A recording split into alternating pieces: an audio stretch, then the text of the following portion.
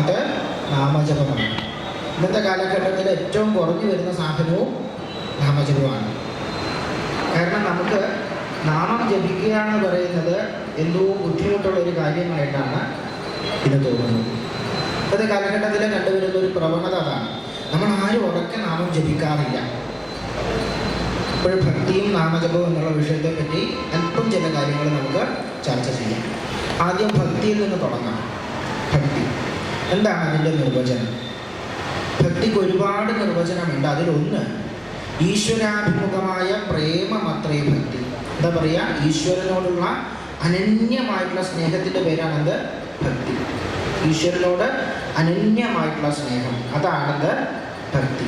അത് പറയുമ്പോൾ നമ്മൾ മനസ്സിലാക്കേണ്ട കാര്യം, ഇത് മനുഷ്യനിൽ മാത്രമല്ല സർവ്വജീവജാലങ്ങളിലും എന്തുണ്ട്? ഭഗവാനോടുള്ള ഈ പരമപ്രേമമുണ്ട്. സർവ്വജീവജാലങ്ങളിലും, മനുഷ്യനിൽ മാത്രമല്ല. അതുമായിട്ട് ബന്ധപ്പെട്ടുള്ള ഒരു കഥയിലൂടെ വിഷയത്തിലേക്ക് പ്രവേശിക്കാം. നമുക്കെല്ലാവർക്കും അറിയുന്ന കഥയാണ്. അബാലവൃദ്ധം എല്ലാവർക്കും സുപരിചിതമായിട്ടുള്ള കഥ. ഭാഗവതത്തിൽ ഗജേന്ദ്രമോക്ഷം എന്ന് പറയുന്ന ഭാഗം.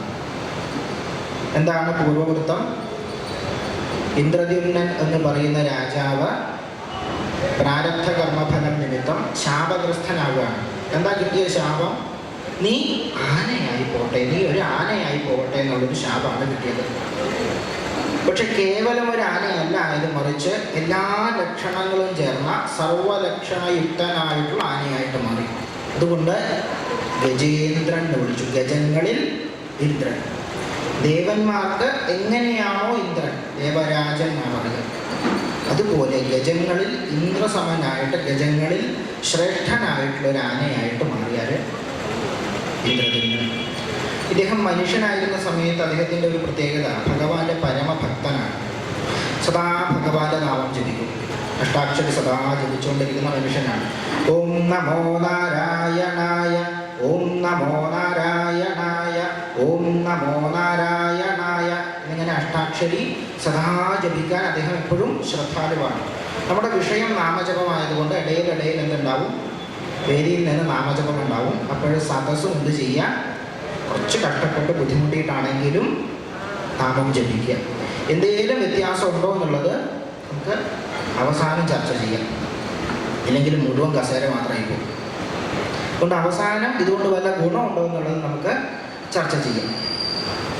ഇപ്പോൾ അദ്ദേഹം സദാ ഭഗവാന്റെ നാമം ജപിച്ചുകൊണ്ടിരിക്കുന്ന വ്യക്തി ആനയായി മാറിയപ്പോൾ ആ നാമജപത്തിന് വല്ല കുറവുണ്ടോ? ഇല്ല. സദാ മനസ്സിൽ ഭഗവാന്റെ നാമം മാത്രമാണ് തൊഴുത്. ഇപ്പോഴൊരു ദിവസം ഈ ആന കൂടെയുള്ള പിടിയാനകളൊക്കെ കൂട്ടിയിട്ട് തടാകത്തിൽ വെള്ളം കുടിക്കാൻ പോവുകയാണ്. അങ്ങനെ വെള്ളം കുടിച്ചുകൊണ്ടിരിക്കുക ഒരു മുതല വന്നിട്ട് ആനയുടെ മുൻകാലുകൾ കടിച്ചു പിടിച്ചു. നമുക്കറിയാം ആന വളരെയേറെ ശക്തിയുള്ള ജീവിയാണ്. സാധാരണഗതിയിൽ ഒരു പ്രശ്നം വരുമ്പോൾ നമ്മൾ എന്താ ചെയ്യുക? ആദ്യം നമ്മളെ കൊണ്ട് സ്വന്തം നിലയ്ക്ക് എങ്ങനെ പരിഹരിക്കാം ഇതാദ്യം ചിന്തിക്കുക. അതുകൊണ്ട് ആന എന്ത് ചെയ്തു? തൻ്റെ ഉള്ള ശക്തിയൊക്കെ എടുത്തിട്ട് കാല് വെള്ളത്തിന് പുറത്തേക്ക് വലിച്ചു. ആന എത്ര തന്നെ ശക്തമായിട്ട് കാര്യങ്ങൾ പുറത്തേക്ക് വലിക്കുന്നുവോ അത്ര തന്നെ ശക്തിയായിട്ട്, അല്ലെങ്കിൽ അതിനേക്കാളും ശക്തമായിട്ട് എന്ത് ചെയ്യും? മുതല കാലുകളിൽ വെള്ളത്തിനടിയിലേക്ക് വലിക്കും. പല ഉപായങ്ങളും പരീക്ഷിച്ച് നോക്കി. തൻ്റെ പിൻകാലുകൾ കൊണ്ട് മുതലയുടെ തല ചവിട്ടി പിടിച്ച് മുൻകാലുകൾ പുറത്തെടുക്കാൻ നോക്കി, രക്ഷയില്ല. കൂടെ കുറേ പിടിയാനകളുണ്ടെന്ന് പറഞ്ഞു, അവര് പ്രിയതമന് രക്ഷപ്പെടുത്താൻ നോക്കി, അതുകൊണ്ടും കാര്യമില്ല. അവസാനം നമ്മളെ കൊണ്ട് കൂട്ടിയാൽ കൂടില്ല എന്ന് തോന്നുമ്പോൾ നമ്മൾ ചെയ്യുന്നൊരു പരിപാടി ഉണ്ട്. എന്താ? അത് മെല്ലെ ഭഗവാനെ വിളിക്കും. അതുപോലെ ഇന്ദ്രദ്യുമ്നനും വിളിച്ചു. പക്ഷേ നമ്മളാണ് വിളിക്കുന്നതെങ്കിൽ എന്താ അവസ്ഥ? നമ്മൾ പറയും, ഭഗവാനെ ഒരു മുതല കാലിൽ കടിച്ചു പിടിച്ചിരിക്കുകയാണ്, ആ തടാകം മുഴുവൻ രക്തമാണ്, അസഹ്യമായിട്ടുള്ള വേദനയാണ്, ഞാൻ പെട്ടെന്ന് മരിച്ചു പോകും, അതുകൊണ്ട് അങ്ങ് എത്രയും പെട്ടെന്ന് വന്ന് രക്ഷിക്കണേ എന്ന് പറയും. നമ്മൾ പെട്ടെന്ന് വന്ന് രക്ഷിക്കണേ. പക്ഷെ ഇന്ദ്രദ്യുമ്നൻ ചെയ്ത ആദ്യത്തെ പരിപാടി ഭഗവാനോട് ആവശ്യം പറഞ്ഞില്ല, ദുഃഖം പറഞ്ഞില്ല, ആധി പറഞ്ഞില്ല, വ്യാധി പറഞ്ഞില്ല, ഒന്നും പറഞ്ഞില്ല. മനസ്സിനെ സർവ്വ വിഷയങ്ങളിൽ നിന്നും മുക്തമാക്കി. സർവ്വ വിഷയങ്ങളിൽ നിന്നും. കാരണം നമ്മൾ സുഖമാണെങ്കിലും ദുഃഖമാണെങ്കിലും ലാഭമാണെങ്കിലും നഷ്ടമാണെങ്കിലും എല്ലാ ദ്വൈതഭാവങ്ങളും അനുഭവിക്കുന്നത് മനസ്സിൻ്റെ ബന്ധനം കൊണ്ടാണ്. ആ ബന്ധനങ്ങളിൽ നിന്ന് മനസ്സിനെ പൂർണ്ണമായിട്ട് മുക്തമാക്കി, പൂർണ്ണമായിട്ട് മനസ്സിനെ മുക്തമാക്കി സ്വതന്ത്രമാക്കി. എന്നിട്ട് മെല്ലെ ആ മനസ്സിൽ ഭഗവാന്റെ നാമം കൊണ്ടുവന്നു. എന്താ നാമം? ദ്വാദശാക്ഷരി ജപിച്ചു തുടങ്ങി. ഓം നമോ ഭഗവതേ വാസുദേവായ, ഓം നമോ ഭഗവതേ വാസുദേവായ, ഓം നമോ ഭഗവതേ വാസുദേവായ. കുറച്ച് കഴിഞ്ഞപ്പോൾ ആ ഭഗവാന്റെ രൂപം മനസ്സിൽ മെല്ലെ തെളിഞ്ഞു തുടങ്ങി. എങ്ങനെയാണ് തെളിയുന്നത്? സൂര്യനെ തൊഴിപ്പിക്കുന്ന കിരീടത്തോടെ, വളരെ വലിയ ഗോപിക്കുറിയോടെ, കാതുകളിൽ കുണ്ടലങ്ങളോടെ, ചതുർബാഹുവായിട്ട്, ശംഖചക്ര ഗദാബ്ജധരനായിട്ട്, ശ്രീവത്സാങ്കിത വക്ഷസത്തോടെ ആ ഭഗവാന്റെ രൂപം മനസ്സിൽ തെളിഞ്ഞപ്പോൾ പുറത്തുള്ള ഒന്നും അറിയുന്നില്ല. പുറത്തുള്ള ഒരു വിഷയവും പിന്നെ അറിയുന്നില്ല. ഒരു മുതല കാലിൽ കടിച്ചു പിടിച്ചിട്ടുണ്ട്, അതിനെപ്പറ്റി അറിയുന്നില്ല. തടാകം മുഴുവൻ രക്തമാണ്, അതറിയുന്നില്ല. അസഹ്യമായിട്ടുള്ള വേദനയാണ്, അതറിയുന്നില്ല. താൻ ഇപ്പോഴും മരിക്കും, അതും അറിയുന്നില്ല. സദാ ഭഗവാനെ ഭജിച്ചുകൊണ്ടിരിക്കുകയാണ് അനന്യമായിട്ട്. മരണം മുന്നിൽ കാണുന്ന അവസ്ഥയിലാണ് എന്ത് ചെയ്യുന്നത്? ആവശ്യം പറയാതെ, ദുഃഖം പറയാതെ അനന്യമായിട്ട് ഭഗവാനെ ഭജിക്കുന്നത്. ഇതാണ് ഭക്തിയുടെ പരമകാഷ്ഠ. ഇതാണ് ഭക്തിയുടെ ഏറ്റവും ഔന്നത്യത്തിലുള്ള തലം. കുറേ ജപിച്ച് ജപിച്ച് മെല്ലെ കണ്ണ് തുറന്നപ്പോഴെന്താ കാണുന്നത്? മനസ്സിൽ കണ്ട രൂപം ദൂരെ ചക്രവാളത്തിൽ നിന്ന് അടുത്തടുത്ത് വരികയാണ്. ഗരുഡധ്വജനായിട്ടുള്ള ഭഗവാൻ ഗരുഡാരൂഢനായിട്ട് വരുന്ന കാഴ്ചയാണ് കാണുന്നത്. നമ്മളാണെങ്കിൽ എന്താ പറയുക? ഭഗവാനെ രക്ഷപ്പെട്ടു വന്നല്ലോ, പെട്ടെന്ന് വന്ന് എന്നെ രക്ഷിക്കൂ. അസഹ്യമായിട്ടുള്ള വേദനയാണ് ഭഗവാന്, അസഹ്യമായിട്ടുള്ള വേദനയാണ്, ഇപ്പോഴും മരിക്കും. നമ്മളങ്ങനെയാ പറയുക. പക്ഷെ ഇന്ദ്രദ്യുമ്നൻ എന്താ ചെയ്തത്? ഒന്നും പറഞ്ഞില്ല. ആദ്യം തൻ്റെ ആവശ്യങ്ങളൊന്നും പറഞ്ഞില്ല, തൻ്റെ വേദനകൾ പറഞ്ഞില്ല. ഒരു താമരമുട്ട് പൊട്ടിച്ചെടുത്തിട്ട് ഭഗവാനെ നേരെ നീട്ടിയിട്ട് പറഞ്ഞു, ഈ സർവ്വജഗത്തിനും ആധാരമായിട്ടുള്ള, ഈ സർവ്വജഗത്തിനെയും സൃഷ്ടിച്ച് സ്ഥിതി ചെയ്യിപ്പിച്ച് നിലനിർത്തി അതിനെ സംഹരിച്ച് ഈ പ്രപഞ്ചത്തിൻ്റെ സ്വാഭാവിക ഗതി നിലനിർത്തുന്ന അങ്ങേക്ക് എൻ്റെ സാഷ്ടാംഗ പ്രണാമം. എന്നെ രക്ഷിക്കൂന്ന് പറഞ്ഞില്ല, ഞാനിപ്പോഴും മരിക്കും എന്ന് പറഞ്ഞില്ല, അസഹ്യമായിട്ടുള്ള വേദനയാണെന്ന് പറഞ്ഞില്ല, നോക്കൂ തടാകം മുഴുവൻ രക്തമാണെന്ന് പറഞ്ഞില്ല, പിന്നെ ഒന്നും പറഞ്ഞില്ല. ഞാൻ അങ്ങേ സാഷ്ടാംഗം പ്രണമിക്കുന്നു എന്ന് പറഞ്ഞു, അവിടെ നിർത്തി.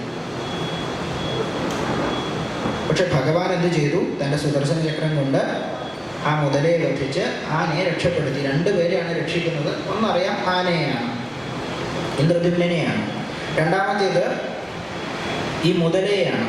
മുതല ഭാഗവത പ്രകാരം ഹൂഹു എന്ന് പറയുന്ന ഗന്ധർവൻ ശാപം കിട്ടിയിട്ട് മുതലയായതാണ്.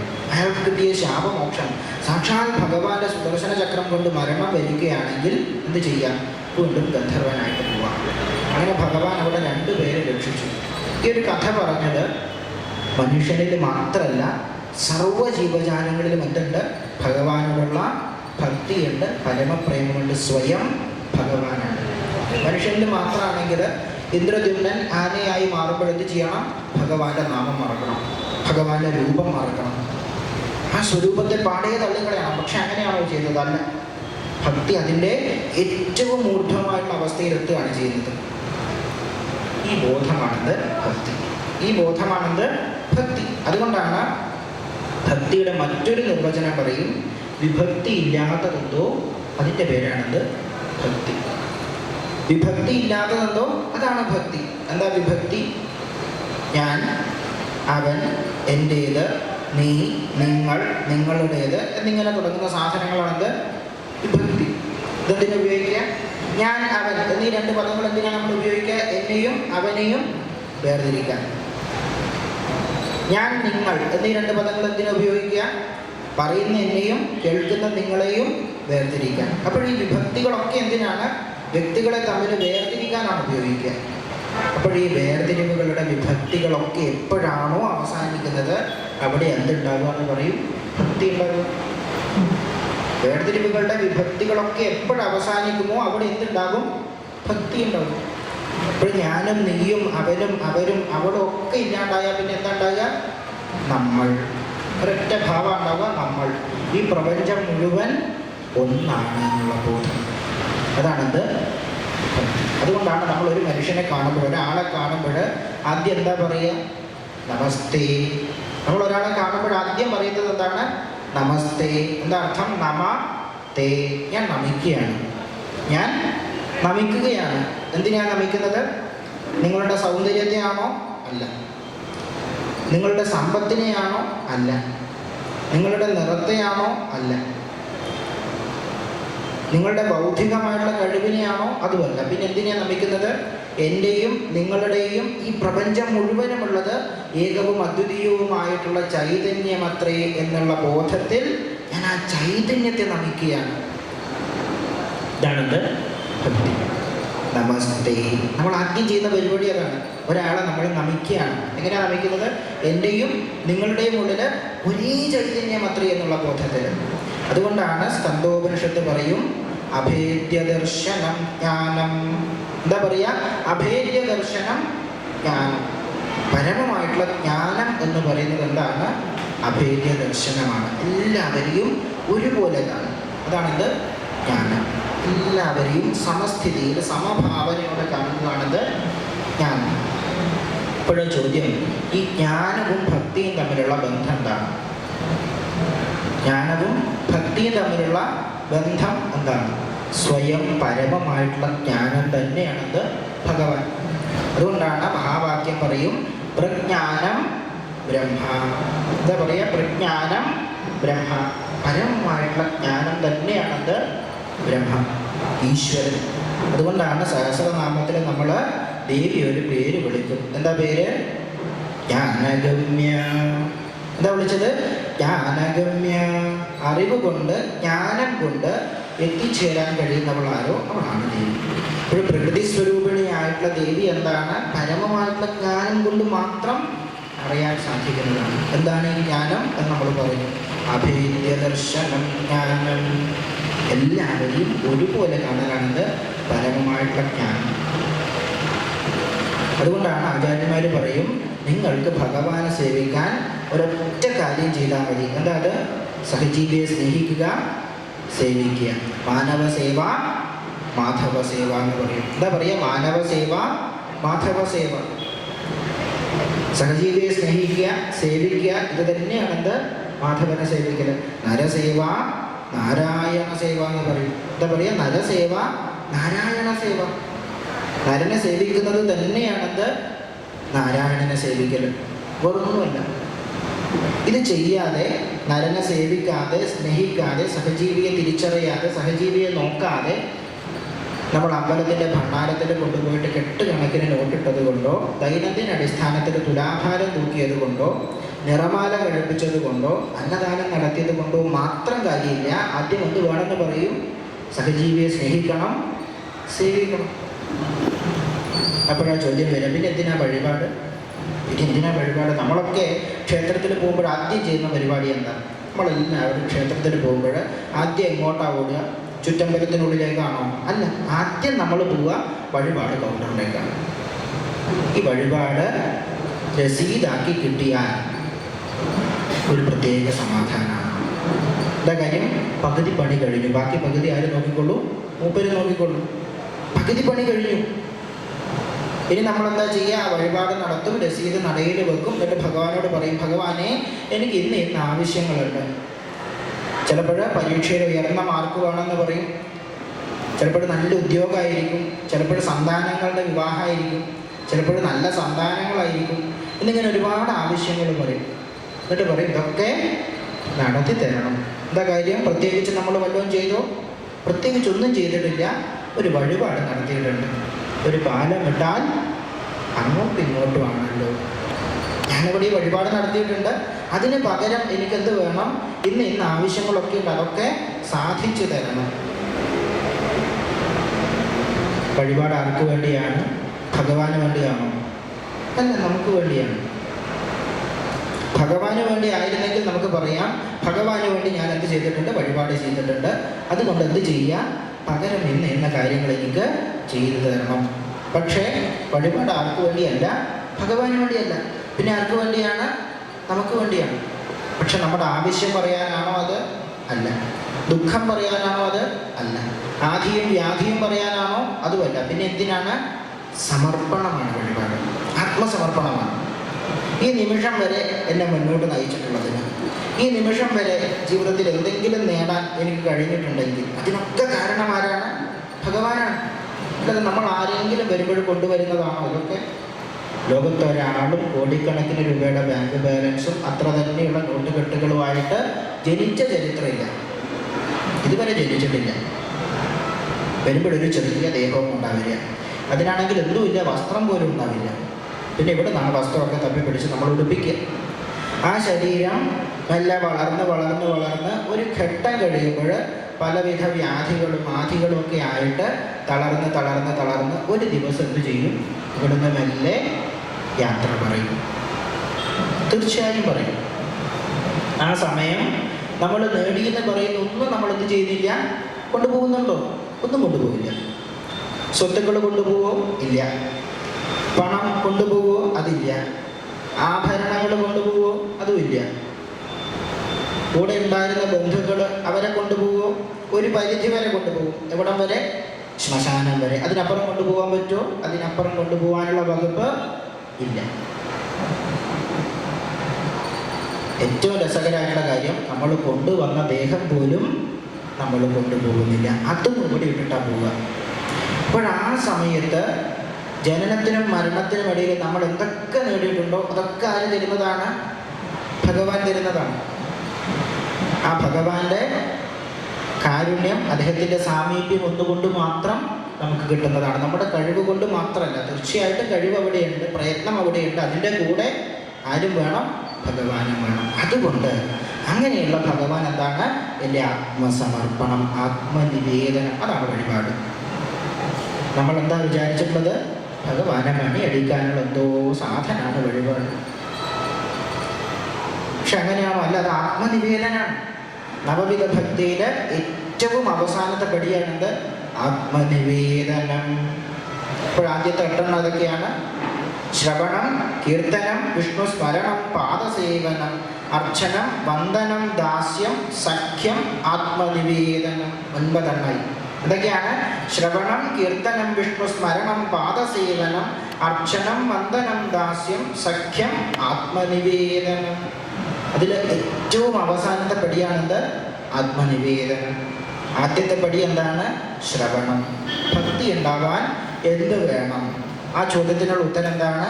ദയവ് ചെയ്തിട്ട് ഒന്നും ചെയ്യാണ്ടിരിക്കുക, അനന്യമായിട്ട് കേൾക്കുക, അനന്യമായിട്ട് കേൾക്കുക. ആദ്യം എന്ത് ചെയ്യുക? ഭക്തി തുടങ്ങുന്നത് എവിടെ നിന്നാണ്? ചെവിയിൽ നിന്നാണ്.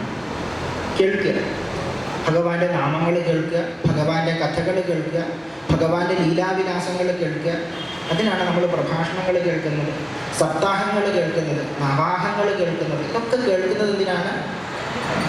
ഭഗവാന്റെ കഥകൾ, ഭഗവാന്റെ ലീലാവിലാസങ്ങൾ, ഇതൊക്കെ ശ്രവണത്തിലൂടെ നമ്മൾ ആരംഭിക്കുകയാണ്, ഭക്തി ആരംഭിക്കുകയാണ്. കേട്ട് കഴിഞ്ഞാൽ പിന്നെ എന്ത് ചെയ്യരുത്? പിന്നെ വെറുതെ ഇരിക്കരുത്.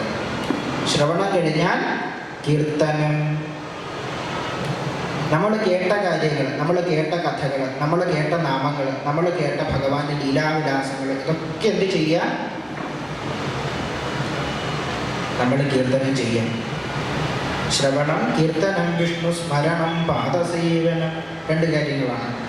ആ ഭഗവാനെ എന്ത് ചെയ്യുക? നമ്മൾ കേട്ട, നമ്മൾ കീർത്തനം ചെയ്ത ആ ഭഗവാനെ സ്മരിക്കുക. പാദസേവനം, ആ ഭഗവാന്റെ പാദസേവകനായിട്ട് മാറുക. അർച്ചനം, വന്ദനം, ദാസ്യം, 3 കാര്യങ്ങളാണ്. ആ ഭഗവാനെ അർച്ചിക്കാം. എങ്ങനെ അർച്ചിക്കാം? ജലം കൊണ്ട് അർച്ചിക്കാം, മന്ത്രങ്ങൾ കൊണ്ട് അർച്ചിക്കാം, പുഷ്പങ്ങൾ കൊണ്ട് അർച്ചിക്കാം, എല്ലാറ്റിനും ഉപരി സ്വയം മനസ്സുകൊണ്ട് അർച്ചിക്കാം. അർച്ചനം, വന്ദനം, വന്ദിക്കുക. എങ്ങനെ വന്ദിക്കുക? 2 തരത്തിൽ വന്ദിക്കുക. ഈ പ്രപഞ്ചം മുഴുവൻ ഭഗവാനെ കണ്ട് വന്ദിക്കുക, ഈ പ്രപഞ്ചം മുഴുവൻ ഭഗവാനിൽ കണ്ട് വന്ദിക്കുക. പ്രപഞ്ചം മുഴുവൻ ഭഗവാനിൽ കണ്ട് വന്ദിക്കുക, പ്രപഞ്ചം മുഴുവൻ ഭഗവാനെ കണ്ട് വന്ദിക്കുക. സൂക്ഷ്മഭാവം, സ്ഥൂലഭാവം. ഈ സ്ഥൂലഭാവമായിട്ട് ബന്ധപ്പെട്ടിട്ട് ഒരു ചെറിയ കഥ സൂചന പറയും. കഥ മുഴുവനായിട്ട് പറയുന്നില്ല, കാരണം ഇടയിലിടയിൽ കഥ പറയുന്നത് കൊണ്ട് വലിയ ഉപകാരമുണ്ട്. തത്വം മാത്രമാണെങ്കിൽ പൊതുവെ കാണുന്ന ഒരു രീതി, തത്വം മാത്രമായിട്ട് പറഞ്ഞു പോകുമ്പോൾ നമ്മളെന്ത് ചെയ്യും? എല്ലാം കണ്ണടഞ്ഞു പോകും, എല്ലാം കണ്ണടയും. പക്ഷെ നമുക്ക് ഉറങ്ങാൻ പറ്റുമോ? ഇല്ല. കാരണം എന്താ? ഒരാൾ ദൂരെ നിന്ന് വന്ന് കഷ്ടപ്പെട്ട് പറയുകയല്ലേ, എങ്ങനെ മുന്നിലിരുന്ന് ഉറങ്ങുക? അതുകൊണ്ട് നമ്മൾ കഷ്ടപ്പെട്ട് ബുദ്ധിമുട്ടി എന്ത് ചെയ്യും? ആ കണ്ണുകൾ തുറന്നു വെക്കും. പിന്നെയും കുറച്ച് കഴിയുമ്പോൾ എന്ത് ചെയ്യും? കണ്ണുകളും എല്ലാം അടഞ്ഞടഞ്ഞു പോകും. കുറച്ചുകൂടി കഴിഞ്ഞാൽ ഒരു ശബ്ദം കേൾക്കാം, എന്താ അത്? കൂർക്കം വലി. അത് ഒഴിവാക്കാൻ ഇടയിൽ അല്പം കഥകൾ പറയുന്നത് നല്ലതാണ്. കഥയിലേക്ക് വരാൻ നമുക്കറിയാം, സാക്ഷാൽ ശ്രീകൃഷ്ണ പരമാത്മാവ് ഉണ്ണിയായിരിക്കുന്ന സമയത്ത് കുട്ടികളുടെ കൂടെ കളിച്ചുകൊണ്ടിരിക്കുകയാണ്. ആ സമയത്ത് യശോദാ മാതാവ് ഒരു വാർത്ത കേൾക്കണം. എന്താ വാർത്ത? ഭഗവാൻ എന്ത് ചെയ്തു? മണ്ണ് വാരി കഴിച്ചു. മണ്ണ് വാരി കഴിച്ചു. സാധാരണ ചെറിയ കുട്ടികൾ അങ്ങനെയാണ്. എന്ത് കിട്ടിയാലും ആദ്യം എവിടെയാ പോവുക? വായിലോട്ട്. എന്ത് കിട്ടിയാലും നേരെ വായിലോട്ടാണ് പോവുക. ഒരു മാതാവ് ഓടി വന്നു, വാ തുറക്കട. ഇല്ല, വാ തുറക്കില്ല. ചീ, വാ തുറക്കട. ഇല്ല, വാ തുറക്കില്ല. ചീ, വാ തുറക്കട. ഇപ്പോഴും എല്ലാം ആ വായ അത്തിപ്പഴം പോലെ മനോഹരമായിട്ട് ആ ചുണ്ടുകളും എല്ലാം തുറന്നു. തുറന്നപ്പോഴെന്താ കണ്ടത്? മണ്ണിൻ്റെ അംശമാണോ? അല്ല. ഈ പ്രപഞ്ചം മുഴുവൻ ആ ഉണ്ണി വായ്ക്കുള്ളിൽ കാണുകയാണ്. പ്രപഞ്ചം മുഴുവൻ ആ ഉണ്ണി വായ്ക്കുള്ളിൽ കണ്ടു. എന്താ താല്പര്യം? പ്രപഞ്ചം മുഴുവൻ ഭഗവാനിൽ വർത്തിക്കുകയാണ്. അതാണത് സ്ഥൂലഭാവം. ഭഗവാന്റെ സ്ഥൂലഭാവമാണത്. അതുകൊണ്ടാണ് നമ്മൾ അഷ്ടാക്ഷരി ചൊല്ലുമ്പോൾ ഈ സ്ഥൂലഭാവത്തിലാണ് ഭഗവാനെ വന്ദിക്കുന്നത്. കാഴ്ച പുറത്തേക്ക് പോവുകയാണ്. എന്താ ചെയ്യാം? അഷ്ടാക്ഷരി എന്താണ്? ഓം നമോ നാരായണായ, ഓം നമോ നാരായണായ, ഓം നാരായണായ. അപ്പോഴെന്താണ്? നാരായണൻ ആരാണ്? വിഷ്ണു. എന്താണ് വിഷ്ണു എന്നുള്ള വാക്കിൻ്റെ അർത്ഥം? വ്യാപനോതി ഇത് വിഷ്ണു. വ്യാപിച്ച് കിടക്കുന്നതെന്തോ അതാണ് വിഷ്ണു. അപ്പോൾ കാഴ്ച പുറത്തേക്ക് പോവുകയാണ്. എന്താ പറയുക? ദാ നോക്കൂ, ഈ കാണുന്നത്, കേൾക്കുന്നത്, അറിയുന്നത്, ഇനി അതിനൊക്കെ അപ്പുറം കാണാൻ ബാക്കിയുള്ളത്, കേൾക്കാൻ ബാക്കിയുള്ളത്, അറിയാൻ ബാക്കിയുള്ളത്, അങ്ങനെയുള്ള ഈ സർവ്വ പ്രപഞ്ചത്തിലും ആര് വ്യാപിച്ച് കിടക്കുകയാണെന്ന് പറയാണ്? വിഷ്ണു വ്യാപിച്ച് കിടക്കുകയാണ്. ഭഗവാൻ വ്യാപിച്ച് കിടക്കുകയാണ്. ആ കാഴ്ചയും എല്ലാം പിടിച്ചിട്ട് എന്ത് ചെയ്യും? ഉള്ളിലേക്ക് കൊണ്ടുവരും. അതാണ് എന്ത് ചെയ്യുന്നത്? പഞ്ചാക്ഷരി ജപിക്കുമ്പോൾ ചെയ്യുന്നത്. എന്താ പഞ്ചാക്ഷരി? നമഃ ശിവായ, നമഃ ശിവായ, നമഃ ശിവായ. അതിൽ നമ്മൾ ഓം ചേർത്താൽ എന്തായിട്ട് മാറും? പ്രണവം ചേർക്കുമ്പോൾ ഓം നമഃ ശിവായ, ഓം നമഃ ശിവായ, ഓം നമഃ ശിവായ.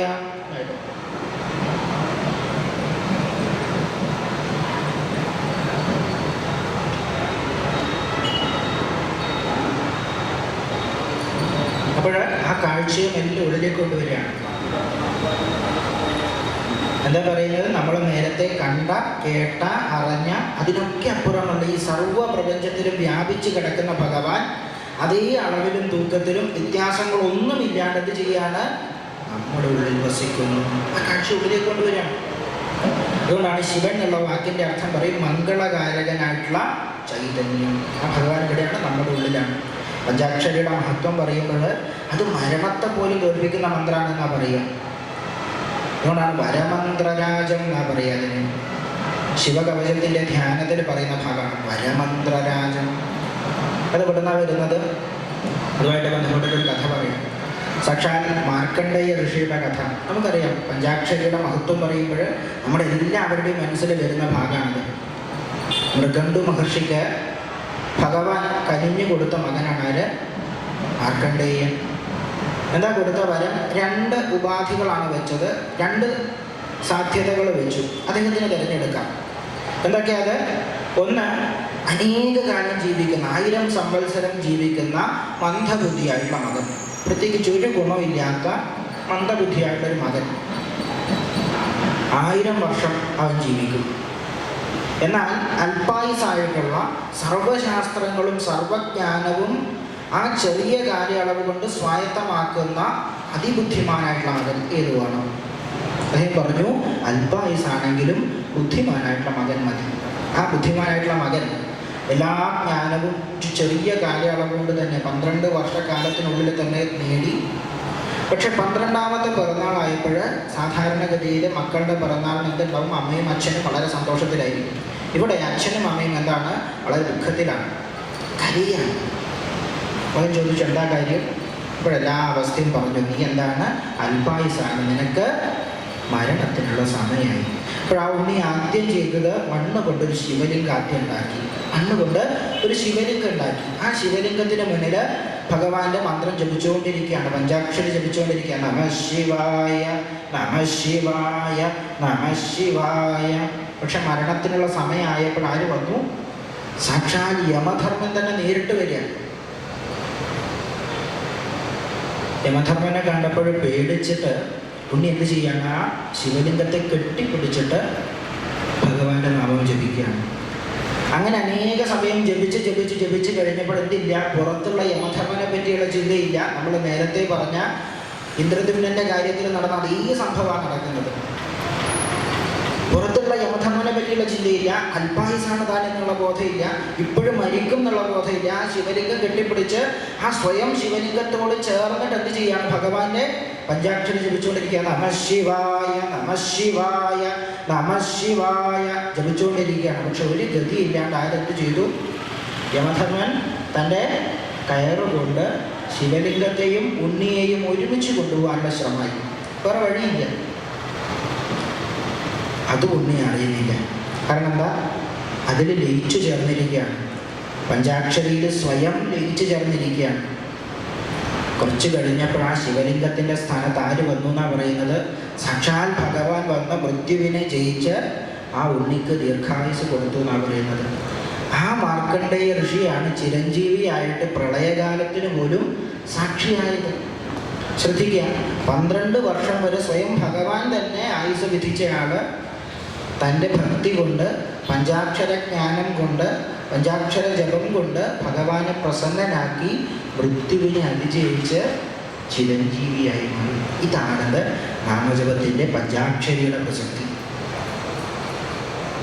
നമ്മുടെ വിഷയത്തിലേക്ക് തിരിച്ചു വരാം. വന്ദനമാണ് കണ്ടത്. അർച്ചനം, വന്ദനം, ദാസ്യം. ഇനി ഭഗവാന്റെ ദാസനായിട്ട് മാറുക, സ്വയം ഭഗവത് ദാസനാകുക. അതുകൊണ്ടാണ് ഭഗവാന്റെ ഏറ്റവും ശ്രേഷ്ഠനായിട്ടുള്ള ഭക്തൻ ആരെന്ന് ചോദിച്ചാൽ ഒരു 90% പേരും പറയും അതാരാണ്? ഹനുമാൻ സ്വാമിയാണ്. കാരണം എന്താ? ചെറുപ്പം മുതലേ നമ്മളൊരു ചിത്രം കണ്ടിട്ടുണ്ട്. ഹനുമാൻ സ്വാമി തൻ്റെ ഹൃദയം വളർന്നു നിൽക്കുന്നൊരു ചിത്രം. ആ ഹൃദയപത്മത്തിന് ആര്യെ കാണുക? സീതാദേവിയെ കാണും, സാക്ഷാൽ ശ്രീരാമചന്ദ്രസ്വാമിയെ കാണും. നമ്മളെന്താ ചെയ്യുക? ചിത്രം ആസ്വദിക്കും, ഒന്ന് നല്ല പോക്കറ്റ് നോക്കും, പൈസ ഉണ്ടെങ്കിൽ ഒന്ന് ചെയ്യും. ആ ചിത്രം വാങ്ങി വീട്ടിലെ പൂജാമുറിയിൽ കൊണ്ടുവന്ന് മാലയിട്ട് കൊടുക്കും, തീർന്നു. അതിനപ്പുറം നമ്മൾ പ്രത്യേകിച്ചൊന്നും ചെയ്യാറില്ല. പക്ഷെ ആ ഒരു ചിത്രം നമ്മളോട് എന്താ പറയുന്നത്? ഒരു ചെറിയ ചിത്രം നമ്മളോട് വലിയൊരു കാര്യമാണ് പറയുന്നത്. എന്താ അത്? യഥാർത്ഥ ഭക്തൻ്റെ മനസ്സിൽ എന്തില്ല? സുഖമില്ല, ദുഃഖമില്ല, ലാഭമില്ല, നഷ്ടമില്ല, ജയമില്ല, അപജയമില്ല. പിന്നെ എന്ത് മാത്രമാണ്? ഭഗവാൻ മാത്രമാണ്. അതുകൊണ്ടാണ് മഹേന്ദ്രഗിരിയിൽ നിന്ന് ത്രികൂട പർവ്വതത്തിലേക്ക് അദ്ദേഹം ചാടുന്നൊരു ഭാഗം അധ്യാത്മരാമായണം വെളിപ്പാട്ടിൽ സുന്ദരകാണ്ഡത്തിൻ്റെ തുടക്കത്തിൽ പറയുന്നുണ്ട്. അതായത് എനിക്കിത് സാധ്യമാണ് എന്ന് അദ്ദേഹം പറയാനുള്ള കാര്യം വളരെ മനോഹരമായിട്ട് എഴുത്തച്ഛൻ പറയുന്നത്, സാക്ഷാൽ രാമനാമം കൊണ്ട്, രാമ എന്നുള്ള 2 അക്ഷരം കൊണ്ട് ജനങ്ങൾ എന്ത് ചെയ്യുന്നുണ്ട്? സംസാര സാഗരത്തിൽ തന്നെ കടക്കുന്നുണ്ട്. അവരുടെ ആയുസിൻ്റെ വലിപ്പമുള്ള സംസാര സാഗരത്തെ കടക്കുന്ന സ്ഥിതിക്ക് ഈ ചെറിയ 100 യോജന വിസ്തൃതിയുള്ള സാഗരം കടക്കാൻ എനിക്ക് തീർച്ചയായും സാധ്യമാണ്. കാരണം എന്താ? ഞാൻ രാമപാദങ്ങളുടെ ദാസനത്രേ. ഇതാണ് ദാസ്യഭാവഭക്തി, ഭഗവാന്റെ ദാസനായിട്ട് മാറുക. അത് കഴിഞ്ഞാൽ എന്താണ്? സഖ്യം. ആ ഭഗവാനുമായിട്ട് സഖ്യം ചെയ്യുക, ഭഗവാനെ തൻ്റെ സഖാവാക്കി മാറ്റുക, കൂട്ടുകാരനാക്കി മാറ്റുക. അതാണ് അർജുനൻ ചെയ്തത്. അർജുനന് വിശ്വരൂപ ദർശനം വരെ സ്വന്തം കൂട്ടുകാരനാണ് ആര്? ഭഗവാൻ. അതുകൊണ്ടാണ് ഭഗവാനോട് എല്ലാ സ്നേഹാധികാരങ്ങളോടെയും പറഞ്ഞു, എടോ അച്യുത, ആ 2 സേനകൾക്ക് നടുവിലേക്ക് എൻ്റെ രഥം കൊണ്ട് നിർത്തടോ. എന്താ പറഞ്ഞത്? എടോ അച്യുത, 2 സേനകൾക്ക് നടുവിലേക്ക് എൻ്റെ രഥം കൊണ്ട് നിർത്തൂ. സേനയോരുഭയോർ മധ്യേ രഥം സ്ഥാപയണേ അച്യുത. എൻ്റെ അധികാരത്തോടെയാണ് പറയുന്നത്. എന്താ കാര്യം? ഈ അധികാരം എവിടുന്ന് വരുന്നതാണ്? കലർപ്പില്ലാത്ത സ്നേഹത്തിൽ നിന്ന് വരുന്നതാണ്. കലർപ്പില്ലാത്ത സ്നേഹം. കാരണം അർജുനനെ സംബന്ധിച്ച് ശ്രീകൃഷ്ണ പരമാത്മാവാരാണ്? എൻ്റെ സ്വന്തം ആളാണ്, എൻ്റെ കൂട്ടുകാരനാണ്. എനിക്കെല്ലാ അധികാരവും ഉള്ള, എനിക്കെല്ലാ സ്നേഹവുമുള്ള എൻ്റെ സ്വന്തം കൂട്ടുകാരൻ എന്നുള്ള ബോധം. അതാണെന്ത്? സഖ്യം. എന്താണ് സഖ്യം? ഭക്തനെയും ഭഗവാനെ എന്ത് ചെയ്യുക? സ്നേഹത്തിൻ്റെ ഒരു ചെറിയ നൂലിഴ കൊണ്ട് കൂട്ടിക്കെട്ടുക.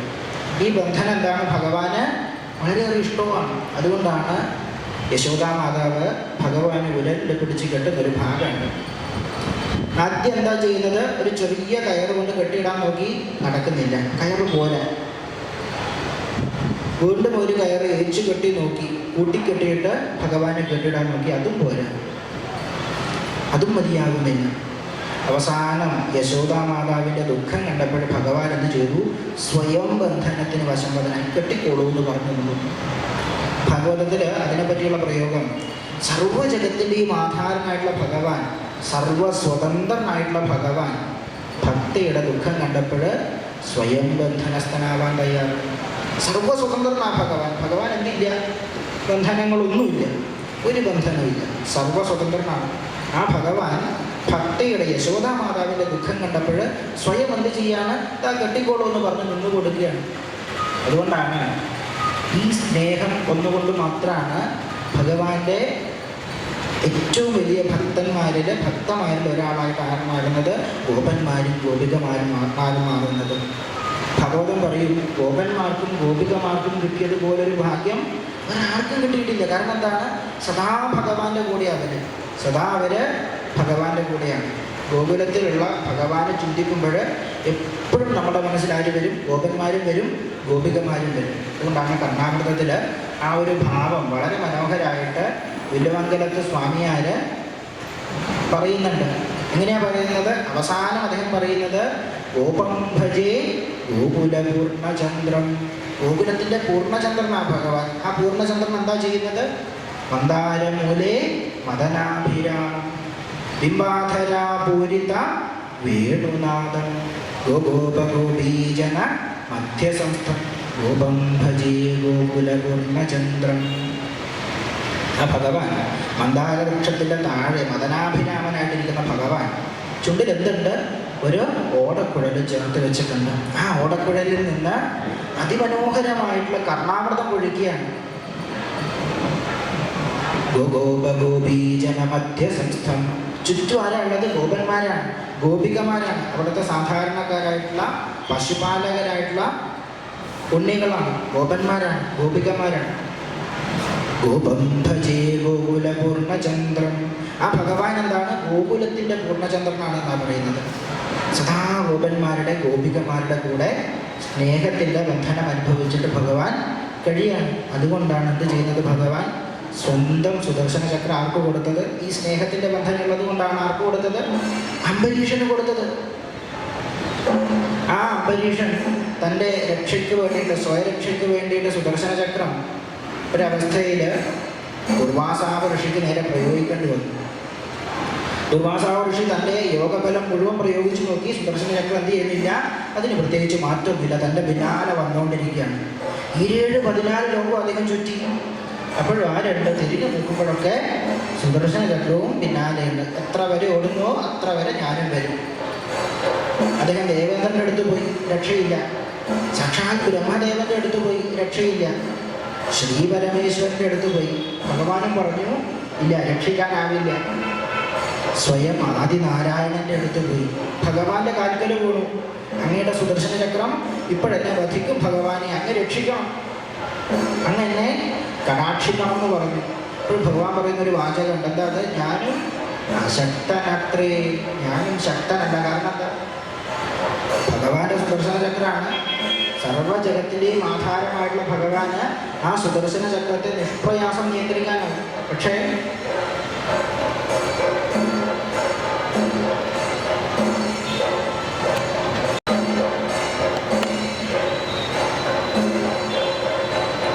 ഭഗവാൻ പറയാണ്, ഞാനും അശക്തനത്രേ. എന്താ കാര്യം?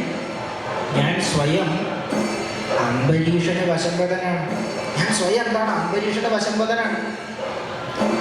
അപ്പോൾ ദുർവാസാവ് നേരെ പോയിട്ട് അംബരീഷന്റെ കാൽക്കൽ വീണു. അങ്ങ് തന്നെയാണ് ഏകരക്ഷ എന്ന് പറഞ്ഞു. ഭഗവാന്റെ പരമഭക്തനായിട്ട് അങ്ങയെ അപമാനിച്ചതിൽ, അങ്ങയെ പരീക്ഷിച്ചതിൽ എന്നോട് ക്ഷമിക്കണം, അങ്ങ് എന്നെ രക്ഷിക്കണം എന്ന് പറഞ്ഞു. അപ്പോൾ അംബരീഷൻ ആ സുദർശന ചക്രത്തിൻ്റെ മുന്നിൽ വന്ന് കൈകൂപ്പി ഈ മഹാസാധുവിനെ രക്ഷിക്കണം എന്ന് പറഞ്ഞപ്പോൾ എന്താണ്? സുദർശന ചക്രം സ്വയം അപ്രത്യക്ഷമായി എന്നാണ് പറയുക. ഇതാണിത് ഭക്തനോടുള്ള ഭഗവാന്റെ സ്നേഹം, സഖ്യഭാവം. അത് കഴിഞ്ഞാൽ എന്താണ്? ആത്മനിവേദനം. ആത്മനിവേദനം അത് കഴിഞ്ഞാൽ അതുകൊണ്ടാണ് വിശ്വരൂപ ദർശനം ലഭിച്ചപ്പോൾ അർജുനൻ എന്ത് ചെയ്തു? സാഷ്ടാംഗം ആ കാൽക്കൽ പോലും. അതാണെന്ത്? ആത്മനിവേദനം. അതാണ് നമ്മൾ വഴിപാടായിട്ട് ചെയ്യുന്നത്. അവിടെ എന്തില്ല? ആവശ്യം പറയലില്ല, ദുഃഖം പറയലില്ല, ആധിയില്ല, വ്യാധിയില്ല, ഒന്നുമില്ല. എല്ലായിടത്തും വ്യാപിച്ചു നിൽക്കുന്ന ഭഗവാനുള്ള ആത്മസമർപ്പണം മാത്രമേ അവിടെ ഉള്ളൂ. ആത്മനിവേദനം മാത്രം. ആ ഭഗവാൻ എന്തുണ്ട്? എല്ലായിടത്തും ഉണ്ട്. നമ്മൾ ഏറ്റവും ശ്രേഷ്ഠം എന്ന് വിചാരിക്കുന്ന സ്ഥലങ്ങളിൽ മാത്രമല്ല, ഏറ്റവും ഉത്കൃഷ്ടം, ഏറ്റവും നല്ലതെന്ന് വിചാരിക്കുന്ന സ്ഥലങ്ങളിൽ മാത്രമല്ല, മറിച്ച് നമ്മളല്പം ഭയത്തോടെയും ദുഃഖത്തോടെയും വേദനയോടെയും കാണുന്ന സ്ഥലങ്ങളിലും ആരാണുള്ളത്? ഭഗവാനാണ്. മേളത്തിൻ്റെ ഒച്ചയിൽ എൻ്റെ ശബ്ദം എത്രത്തോളം അങ്ങ് എത്തുന്നുണ്ടെന്ന് അറിയില്ല, എങ്കിലും ശ്രമിക്കുകയാണ്. വിഷയത്തിലേക്ക് തിരിച്ചു വരാം. അതുകൊണ്ട് ഭഗവാൻ ഒരു പേര് വിളിക്കും രുദ്രസഹസ്രനാമത്തിൽ. എന്താ വിളിക്കുക? ശ്മശാനവാസി. എന്താ വിളിച്ചത്? ശ്മശാനവാസി. എന്താ അർത്ഥം? ഭഗവാൻ ശ്മശാനവാസിയാണ്. എന്താ ശ്മശാനം? ശവങ്ങൾ ശയിക്കുന്ന സ്ഥലം. ശവങ്ങൾ ശയിക്കുന്ന സ്ഥലം, അതാണ് ശ്മശാനം. വളരെ സന്തോഷത്തോടെയാണ് ശ്മശാനത്തിൽ പോവുക? ഇല്ല, ദുഃഖത്തോടെയാണ്, വേദനയോടെയാണ്, ഭയത്തോടെയാണ്. ആ ഭാവത്തിലാണോ നമ്മൾ ശിവക്ഷേത്രത്തിൽ പോവുക? അല്ല, അത് സന്തോഷത്തോടെ ആത്മനിർവൃതിയോടെയാണ് പോവുക. പക്ഷെ രണ്ട് സ്ഥലത്തും ആരാളുള്ളതെന്ന് പറയുന്നത് ഒരേ ഭഗവാൻ തന്നെയാണ്. ആ ഭഗവാൻ എന്തുണ്ട്? എല്ലാവരിലും ഒരുപോലെയുണ്ട്. നമ്മൾ ഏറ്റവും നല്ല യോഗ്യന്മാരെന്ന് വിചാരിക്കുന്നവരിൽ മാത്രമല്ല, നമ്മൾ മോശപ്പെട്ടവരെന്ന് വിചാരിക്കുന്നവരിലും ആര് തന്നെയാണുള്ളത്? ഭഗവാൻ തന്നെയാണ്. അതുകൊണ്ട് വേദസാര ശിവസഹസ്രനാമം ഭഗവാനൊരു പേര് വിളിക്കും. എന്താ പേര്? ദുഷ്ടാനാം പതയേ നമഃ. എന്താ വിളിക്കുക? ദുഷ്ടാനാം പതയേ നമഃ. ഭഗവാൻ ദുഷ്ടന്മാരുടെ കൂടിപ്പതിയാണ്. അതിന് മുന്നേ പറഞ്ഞു ഭഗവാൻ എന്താണ്? അധർമ്മശത്രുരൂപിയാണ്. അധർമ്മത്തിൻ്റെ ശത്രുവാണ് ഭഗവാൻ. ആ ഭഗവാൻ ആരാണെന്ന് പറയാണ്? ദുഷ്ടാനാം പതയേ നമഃ. ദുഷ്ടന്മാരുടെ കൂടിപ്പതിയാണ് ഭഗവാൻ. അതിൻ്റെ അർത്ഥം നാളെ തന്നെ പോയിട്ട് ദുഷ്ടനാകണം, ക്രൂരനാകണം, തസ്കരനാവണം എന്നല്ല, മറിച്ച് അവരിലും ആര് തന്നെയാണുള്ളത്? ഭഗവാനാണ്. ആ ഭഗവാനെ എപ്പോഴാണോ തിരിച്ചറിഞ്ഞ് നന്മയുടെ മാർഗത്തിലേക്ക് മാറുന്നത്, അവിടെ എന്തുണ്ടാവുക? ഭക്തി ഉണ്ടാവുക. അതുകൊണ്ടാണ് ആദികാവ്യമായിട്ടുള്ള രാമായണം ആരാ രചിച്ചത്? വാൽമീകി മുനിയാണ്. ഈ വാൽമീകി മുനി ആരായിരുന്നു? രത്നാകരൻ എന്ന് പറയുന്ന ക്രൂരനായിട്ടൊരു കാട്ടാളനായിരുന്നു. അദ്ദേഹം ഭാര്യയും മക്കളെയും പോറ്റാൻ വേണ്ടിയിട്ട് ചെയ്ത കാര്യം എന്താണ്? വളരെ ലളിതമായിട്ടുള്ള കാര്യം, മറ്റുള്ളവരെ കൊള്ളയടിക്കുക, മോഷ്ടിക്കുക. വധിക്കാൻ പോലും എന്തില്ല? ഭയമില്ല, വധിക്കാൻ തയ്യാറാണ്. അങ്ങനെ ഒരു ദിവസം അദ്ദേഹം വഴിയിൽ 7 പേരെ കാണുകയാണ്. 7 സാധുക്കളെ കാണുകയാണ്. അത് എണ്ണി നോക്കി, 1, 2, 3 അങ്ങനെ 7 പേരുണ്ട്. കുശാലായി 7 ദിവസം പണിക്ക് പോണ്ട, ഇവരെ കൊള്ളയടിച്ചാൽ മതി. അങ്ങനെ അവരുടെ അടുത്തെത്തിയിട്ട് പറഞ്ഞു, നിങ്ങളുടെ കയ്യിലുള്ള വിലപ്പെട്ട സാധനങ്ങളൊക്കെ എന്ത് ചെയ്യുക? എനിക്ക് തരിക. അങ്ങനെയാണെങ്കിൽ വന്ന പോലെ തിരിച്ചു പോവാം. പക്ഷെ ഋഷിമാർ പറഞ്ഞു, ഞങ്ങളുടെ കയ്യിൽ വിലപ്പെട്ട വസ്തുക്കളൊന്നുമില്ല, പക്ഷേ ഒരു ചോദ്യമുണ്ട്, വിലപ്പെട്ടൊരു ചോദ്യം. എന്താ ചോദ്യം? നീ ആർക്ക് വേണ്ടിയായി കണ്ട പാപങ്ങളൊക്കെ ചെയ്യുന്നത്?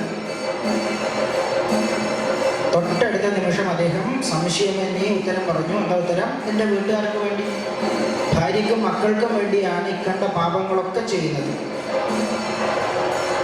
അപ്പോൾ ഋഷിമാർ വീണ്ടും ചോദിച്ചു, ഇതിൽ നിന്ന് കിട്ടുന്നത് എന്താണെങ്കിലും, അത് സ്വർണമാണെങ്കിൽ, പണമാണെങ്കിൽ, കായികനികളാണെങ്കിലൊക്കെ വീട്ടുകാരെ സ്വീകരിക്കുന്നുണ്ട്, പങ്കുവയ്ക്കുന്നുണ്ട്.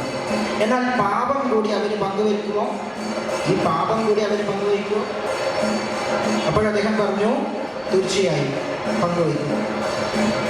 വീട്ടിൽ പോയി ചോദിച്ചു വരാൻ പറഞ്ഞു. അങ്ങനെ വീട്ടിൽ പോയപ്പോൾ അവരോട് ചോദിച്ചു, ഞാനിങ്ങനെ മോഷ്ടിച്ച് പിടിച്ചു പറിച്ച് വധിച്ച് കിട്ടുന്നതിൻ്റെ ഫലം, സ്വർണവും പണവും ഒക്കെ നിങ്ങൾ എടുക്കുന്നുണ്ട്, അതിൽ നിന്നുണ്ടാകുന്ന പാപം കൂടി നിങ്ങൾ എടുക്കൂ? ആ ചോദ്യത്തിനുള്ള ഉത്തരമാണ് അധ്യാത്മരാമായണം കിളിപ്പാട്ട് എന്ന് പറയുമ്പോൾ നമ്മുടെ മനസ്സിലേക്ക് ആദ്യം വരുന്ന വരികളിലൊന്ന്. എന്താ അത്? താൻ നിരന്തരം ചെയ്യുന്ന കർമ്മങ്ങൾ താൻ താൻ അനുഭവിച്ചിടുകെന്നേ വരൂ. നിങ്ങളാണ് ഇക്കണ്ട പണിയൊക്കെ എടുക്കുന്നതെങ്കിൽ നിങ്ങൾ തന്നെ അനുഭവിച്ചോണം, ഞങ്ങൾ വിളിക്കരുത്. ഇനി അവിടെ നിന്നിട്ട് കാര്യമില്ലാന്ന് മനസ്സിലായി നല്ല ഋഷിമാരുടെ പാദപത്മങ്ങളിൽ വന്നു വീണു, ആ കാലുകളിൽ വീണു. എന്നിട്ട് പറഞ്ഞു, അവരനുഭവിക്കില്ല, ഞാൻ ഒറ്റയ്ക്ക് അനുഭവിക്കണം എന്ന് തോന്നുന്നു, ഞാൻ ഒറ്റയ്ക്ക് അനുഭവിക്കണം എന്ന് തോന്നുന്നു. ഇപ്പോൾ ഋഷിമാര് ഒരു മന്ത്രം പറഞ്ഞു കൊടുത്തു. നമ്മൾ പൊതുവെ ചെറുപ്പം മുതലേ കേട്ടിട്ടുള്ളത് ആ മരം ഈ മരം എന്നാണ്. പക്ഷെ അധ്യാത്മരാമായണം കിളിപ്പാട്ടിലും പറയുന്നില്ല ആ മരം ഈ മരം എന്ന്. വാൽമീകി രാമായണം മൂലസംസ്കൃതത്തിലും പറയുന്നില്ല. എന്താ ചെയ്തത്? രാമനാമം തിരിച്ചു പറഞ്ഞു കൊടുത്തു. മര മര മര എന്ന് പറഞ്ഞു. കാരണം രാമനാമം വളരെ പ്രസക്തമാണ്, അത് വളരെ പ്രാധാന്യമുള്ളതാണ്.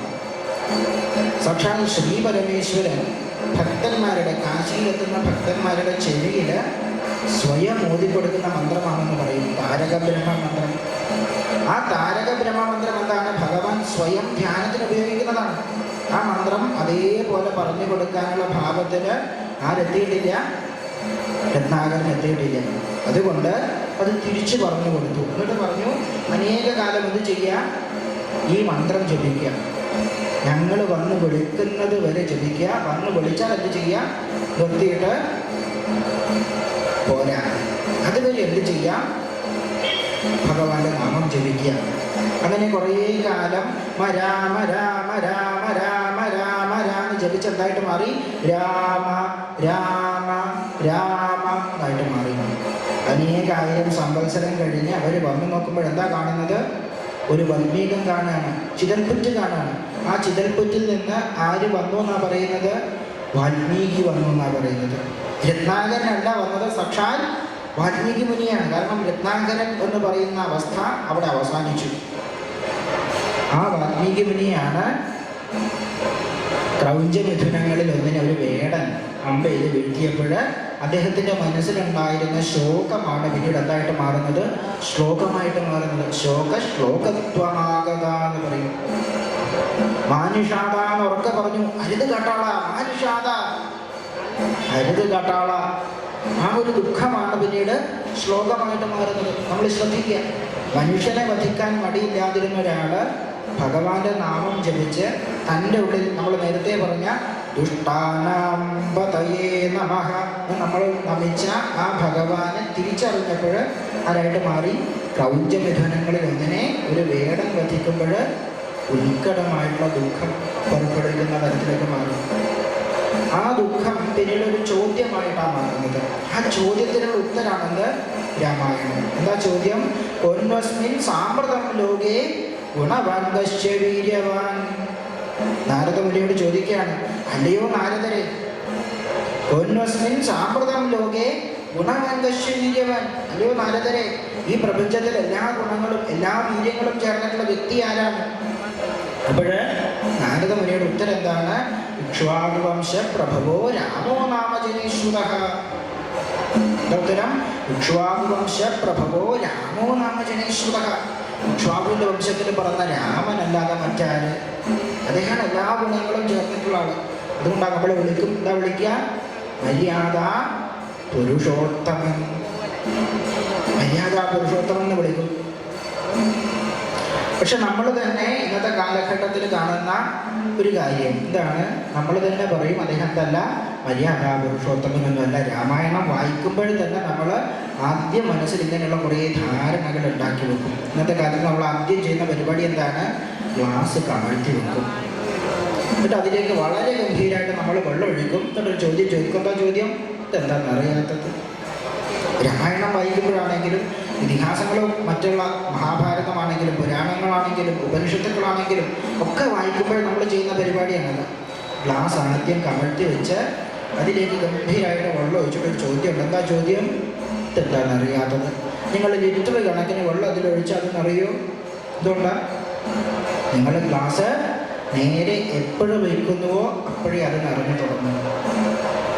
നമ്മുടെ മനസ്സ് എപ്പോഴാണോ തുറന്നു വെച്ച്, തുറന്ന മനസ്സോടെ, മുൻവിധിയില്ലാതെ, മുൻധാരണകളില്ലാതെ ക്ഷേത്ര ദർശനം നടത്തുന്നത്, നാമം ജപിക്കുന്നത്, ഇതിഹാസങ്ങൾ പഠിക്കുന്നത്, ഗ്രന്ഥങ്ങൾ പഠിക്കുന്നത്, അവിടെയാണ് എന്തുണ്ടാവുക? പരമമായിട്ടുള്ള ഭക്തി ഉണ്ടാകുന്നത്. മുൻവിധികൾ ഉണ്ടാകരുത്, അവിടെ മുൻധാരണകൾ ഉണ്ടാകരുത്. നമ്മുടെ വിഷയത്തിലേക്ക് തന്നെ തിരിച്ചു വരാം. ആ ഭഗവാനെ തിരിച്ചറിഞ്ഞപ്പോൾ അദ്ദേഹം മഹാനായിട്ടുള്ള ഋഷിയായിട്ട് മാറി. ഇതാണ് നമ്മൾ പഠിക്കേണ്ടത്. എല്ലാവരുടെ ഉള്ളിൽ എന്തുണ്ട്? ആ ഭഗവാൻ ഒരേപോലെയുണ്ട്. അതിനെന്തില്ല, ഏറ്റക്കുറച്ചിലുകളില്ല, ഒരേപോലെയാണുള്ളത്. ബ്രാഹ്മണനിലും ചണ്ടാളനിലും എന്തുണ്ട്? ഒരേപോലെ ഭഗവാനുണ്ട്. ഗോവിലും സ്വാമിയിലും ഒരേപോലെ ആരുണ്ട്? ആ ഭഗവാൻ ഒരേപോലെ. ഒരു പുൽക്കൊടിയിലാണെങ്കിലും ആൽവൃക്ഷത്തിലാണെങ്കിലും ഒരേപോലെ ആരുണ്ട്? ആ ഭഗവാനാണ്. അതാണ് നമ്മൾ ഭക്തിയിൽ മനസ്സിലാക്കേണ്ടത്. ആ ഭക്തിയുടെ ദിശ എന്താണ്? അതാ ചോദ്യം. ആ ഭക്തിയുടെ ദിശ എന്താണ്? ആചാര്യന്മാർ പറയും, അവിച്ഛിന്ന തൈലധാരാവത്. നിങ്ങളൊരു പാത്രത്തിൽ നിന്ന് മറ്റൊരു പാത്രത്തിലേക്ക് എണ്ണ ഒഴിക്കുമ്പോൾ അതിൻ്റെ ധാരയെ ശ്രദ്ധിച്ചിട്ടുണ്ടോ? ഇടമുറിയോ? ഇല്ല. ആ സമയത്ത് നിങ്ങൾ വല്ല ചായയോ അല്ലെ ചൂടുവെള്ളമോ ഒഴിച്ചു നോക്കും, എന്തുണ്ടാവും? ധാര ഇടയ്ക്കിടയ്ക്ക് ഇടമുറിയും. ഭക്തി എന്തുപോലെയാണ്? എണ്ണ ഒഴിക്കുന്നത് പോലെയാണ്. അതിനെന്തില്ല? ധാര ഇടമുറിയരുത്. യഥാർത്ഥ ഭക്തിയുടെ ധാര എന്ത് ചെയ്യില്ല? ഇടമുറിയില്ല. നമ്മുടെ ഭക്തി എന്താണ്? നമ്മൾ ഓരോരുത്തരും നമ്മുടെ കാര്യം, നമ്മുടെ ഭക്തി എന്താണെന്ന് ശ്രദ്ധിക്കുക. എന്താണ് നമ്മൾ ചെയ്യുക? പാലം കടക്കുന്നത് വരെ നമ്മൾ വടിവൊത്ത അക്ഷരത്തിൽ അക്ഷരം തെറ്റാതെ വിളിക്കും, നാരായണ നാരായണ നാരായണ നാരായണ. പാലം കടന്നു എന്ന് ബോധ്യപ്പെടണം, വെറുതെ ചെയ്യില്ല. ബോധ്യപ്പെട്ടാൽ നമ്മൾ ആദ്യം ചെയ്യുന്ന പരിപാടി ആദ്യത്തെ അക്ഷരം മാറ്റും. എന്താ ചെയ്യുക? കുരായണ എന്നല്ല, ഭക്തിയല്ല. അതിൻ്റെ പേര് ഭക്തി എന്നല്ല. ഭക്തി എന്താണ്? അനന്യമായിട്ട് സുഖമാണെങ്കിലും ദുഃഖമാണെങ്കിലും ലാഭമാണെങ്കിലും നഷ്ടമാണെങ്കിലും ഒക്കെ ഭഗവാനിലേക്ക് അനന്യമായിട്ട് പ്രവഹിക്കുന്നതിൻ്റെ പേരാണിത് ഭക്തി. അതിനെന്തുണ്ടാവില്ല? ഏറ്റക്കുറച്ചിലുകൾ ഉണ്ടാവില്ല. അതുകൊണ്ടാണ് ഭക്തിയുടെ മറ്റൊരു നിർവചനമായിട്ട് പറയും, ഈശ്വരനെയും ഭക്തനെയും തമ്മിൽ ബന്ധിപ്പിക്കുന്ന പാലമാണത് ഭക്തി. അവിടെ രണ്ടേ രണ്ട് ആൾക്കാരേ ഉള്ളൂ, വേറൊന്നും ഉണ്ടാവില്ല. ഭഗവാനുണ്ടാവും, ഭക്തനുണ്ടാവും. അവർ തമ്മിൽ ബന്ധിപ്പിക്കുന്ന പാലമാണത് ഭക്തി. ഈ പാലം നമ്മൾ നാമജപത്തിലൂടെയും ഉപാസനയിലൂടെ ഒക്കെ ഈ പാലത്തിലൂടെ മുന്നോട്ട് പോകുമ്പോൾ പാലത്തിൻ്റെ ദൈർഘ്യം കുറഞ്ഞ് അതേസമയം പാലം ദൃഢപ്പെട്ട് ഒരവസ്ഥ എത്തുമ്പോഴെന്തായിട്ട് മാറും? രണ്ടു പേരും, ഭക്തനും ഭഗവാനും ഒന്നായിട്ട് മാറും. അതാണിത് ഭക്തിയുടെ ഏറ്റവും ഊർധ്വഗതിയിലുള്ള അവസ്ഥ, ഏറ്റവും പരിപാവനമായിട്ടുള്ള അവസ്ഥ. അതിൻ്റെ പ്രായോഗികമായിട്ടുള്ള ഒരു ഉദാഹരണം വേറെ എവിടെയും നോക്കണ്ട, ശബരിമലയിലേക്ക് നോക്കിയാൽ മതി. ഇവിടെ വസിക്കുന്ന സാക്ഷാൽ ശ്രീധർമ്മശാസ്താവ്, അവിടെ യോഗപട്ടാസനത്തിലിരിക്കുന്ന ആ മൂർത്തി, അദ്ദേഹത്തെ നമ്മളെന്താ വിളിക്കുക? അയ്യപ്പൻ എന്നാണ് വിളിക്കുക. ഇവിടെ നിന്ന് ഇരുമുടിക്കെട്ടുമായിട്ട് കറുപ്പ് വസ്ത്രം ധരിച്ച് ശരണം വിളികളുമായിട്ട് ശബരിമലയിലേക്ക് പോകുന്ന ഭക്തന്മാരെ നമ്മളെന്താ വിളിക്കുക? ശ്രദ്ധിച്ചിട്ടുണ്ടോ? എന്താ വിളിക്കുക? അയ്യപ്പൻ. ഇവിടുന്ന് പോകുന്നവരെ നമ്മളെന്താ വിളിക്കുക? അയ്യപ്പൻ. അവിടെ ഇരിക്കുന്ന യോഗപട്ടാസനത്തിലുള്ള മൂർത്തിയുടെ പേരെന്താണ്? അതും അയ്യപ്പനാണ്. അവിടെ മുഴങ്ങുന്ന നാമം ഏതാണ്? ഒരൊറ്റ നാമമേ നമ്മളവിടെ കേൾക്കും. എന്താ? സ്വാമിയേ ശരണമയ്യപ്പ. എന്താ കേൾക്കുക? സ്വാമിയേ ശരണമയ്യപ്പ. അതെന്താണ്? അതും അയ്യപ്പനാണ്. ചുരുക്കി പറഞ്ഞാൽ ഇവിടുന്ന് പോകുന്നവർ അയ്യപ്പന്മാരാണ്, അവിടെ ഇരിക്കുന്ന ആ ചൈതന്യം അയ്യപ്പനാണ്, അവിടെ മുഴങ്ങുന്ന നാമം അതും അയ്യപ്പനാണ്. എല്ലാം ഒന്നായിട്ട് മാറാണ്. ഭക്തനും ഭഗവാനും ഒന്നായിട്ട് മാറുകയാണ്. അതുകൊണ്ടാണ് സാധാരണ ക്ഷേത്രത്തിൽ പോകുന്നത് മാതിരിയല്ല നമ്മളെന്ത് ചെയ്യുക? ശബരിമലയിൽ പോവുക. 41 ദിവസം വ്രതമെടുത്ത് ഉപാസന നടത്തി ഭക്തിയോടെയാണ് പോകുന്നത്. ഈ ഉപാസനകൾ ഇവിടുന്ന് പോകുന്ന അയ്യപ്പന്മാരെയും അവിടെ ഇരിക്കുന്ന അയ്യപ്പനെയും ഒന്നാക്കി തീർക്കുകയാണ്. ഇതാണ് നമ്മൾ പഠിക്കുന്നത്. ഇനി ആരാണ് ഭക്തൻ, ആരാണ് ഭഗവാൻ എന്നിങ്ങനെയുള്ള കുറച്ച് കാര്യങ്ങൾ ചർച്ച ചെയ്ത് നാമജപത്തിലൂടെ നമുക്ക് അവസാനിപ്പിക്കാം.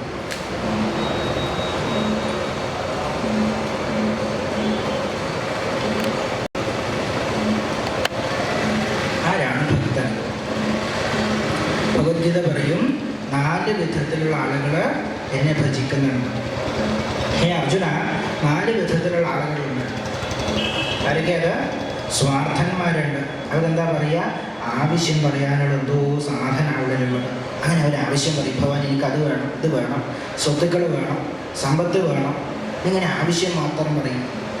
ആർത്തന്മാരുണ്ട്, അവരെന്താ പറയുക, ദുഃഖം പറയാനുള്ള എന്തോ സാധന ഉള്ളിലുള്ളത്. അങ്ങനെ ദുഃഖം പറയും, ഭഗവാൻ എനിക്ക് അതില്ല, ഇതില്ല, സ്വത്തുക്കളില്ല, പണമില്ല, നല്ല ഉദ്യോഗമില്ല, നല്ല ബന്ധുക്കളില്ല, ഉള്ളതിനെ കൊണ്ട് പ്രത്യേകിച്ച് ഒരു ഗുണമില്ല, ഇങ്ങനെ ദുഃഖം മാത്രം പറയണവർ.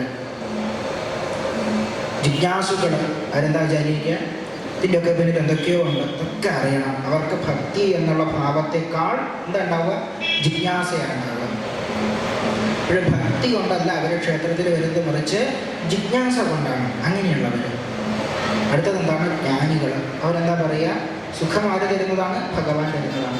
ദുഃഖം ആര് തരുന്നതാണ്, അതും ഭഗവാൻ തരുന്നതാണ്. അതുകൊണ്ട് ഞാൻ ഈ ദ്വന്ദ്ഭാവങ്ങളെ പറ്റി ചിന്തിക്കാതെ അനന്യമായിട്ട് ആര് ചിന്തിക്കുകയാണ്, ഭഗവാൻ ചിന്തിക്കുകയാണ്. ഇതിനൊക്കെ കാരണഭൂതനായിട്ടുള്ള ആ ചൈതന്യത്തെ ചിന്തിക്കുകയാണെന്ന് പറഞ്ഞ് അനന്യമായിട്ട് ഭഗവാനെ ഭജിക്കുന്നവർ, അവരാണ് ജ്ഞാനികൾ.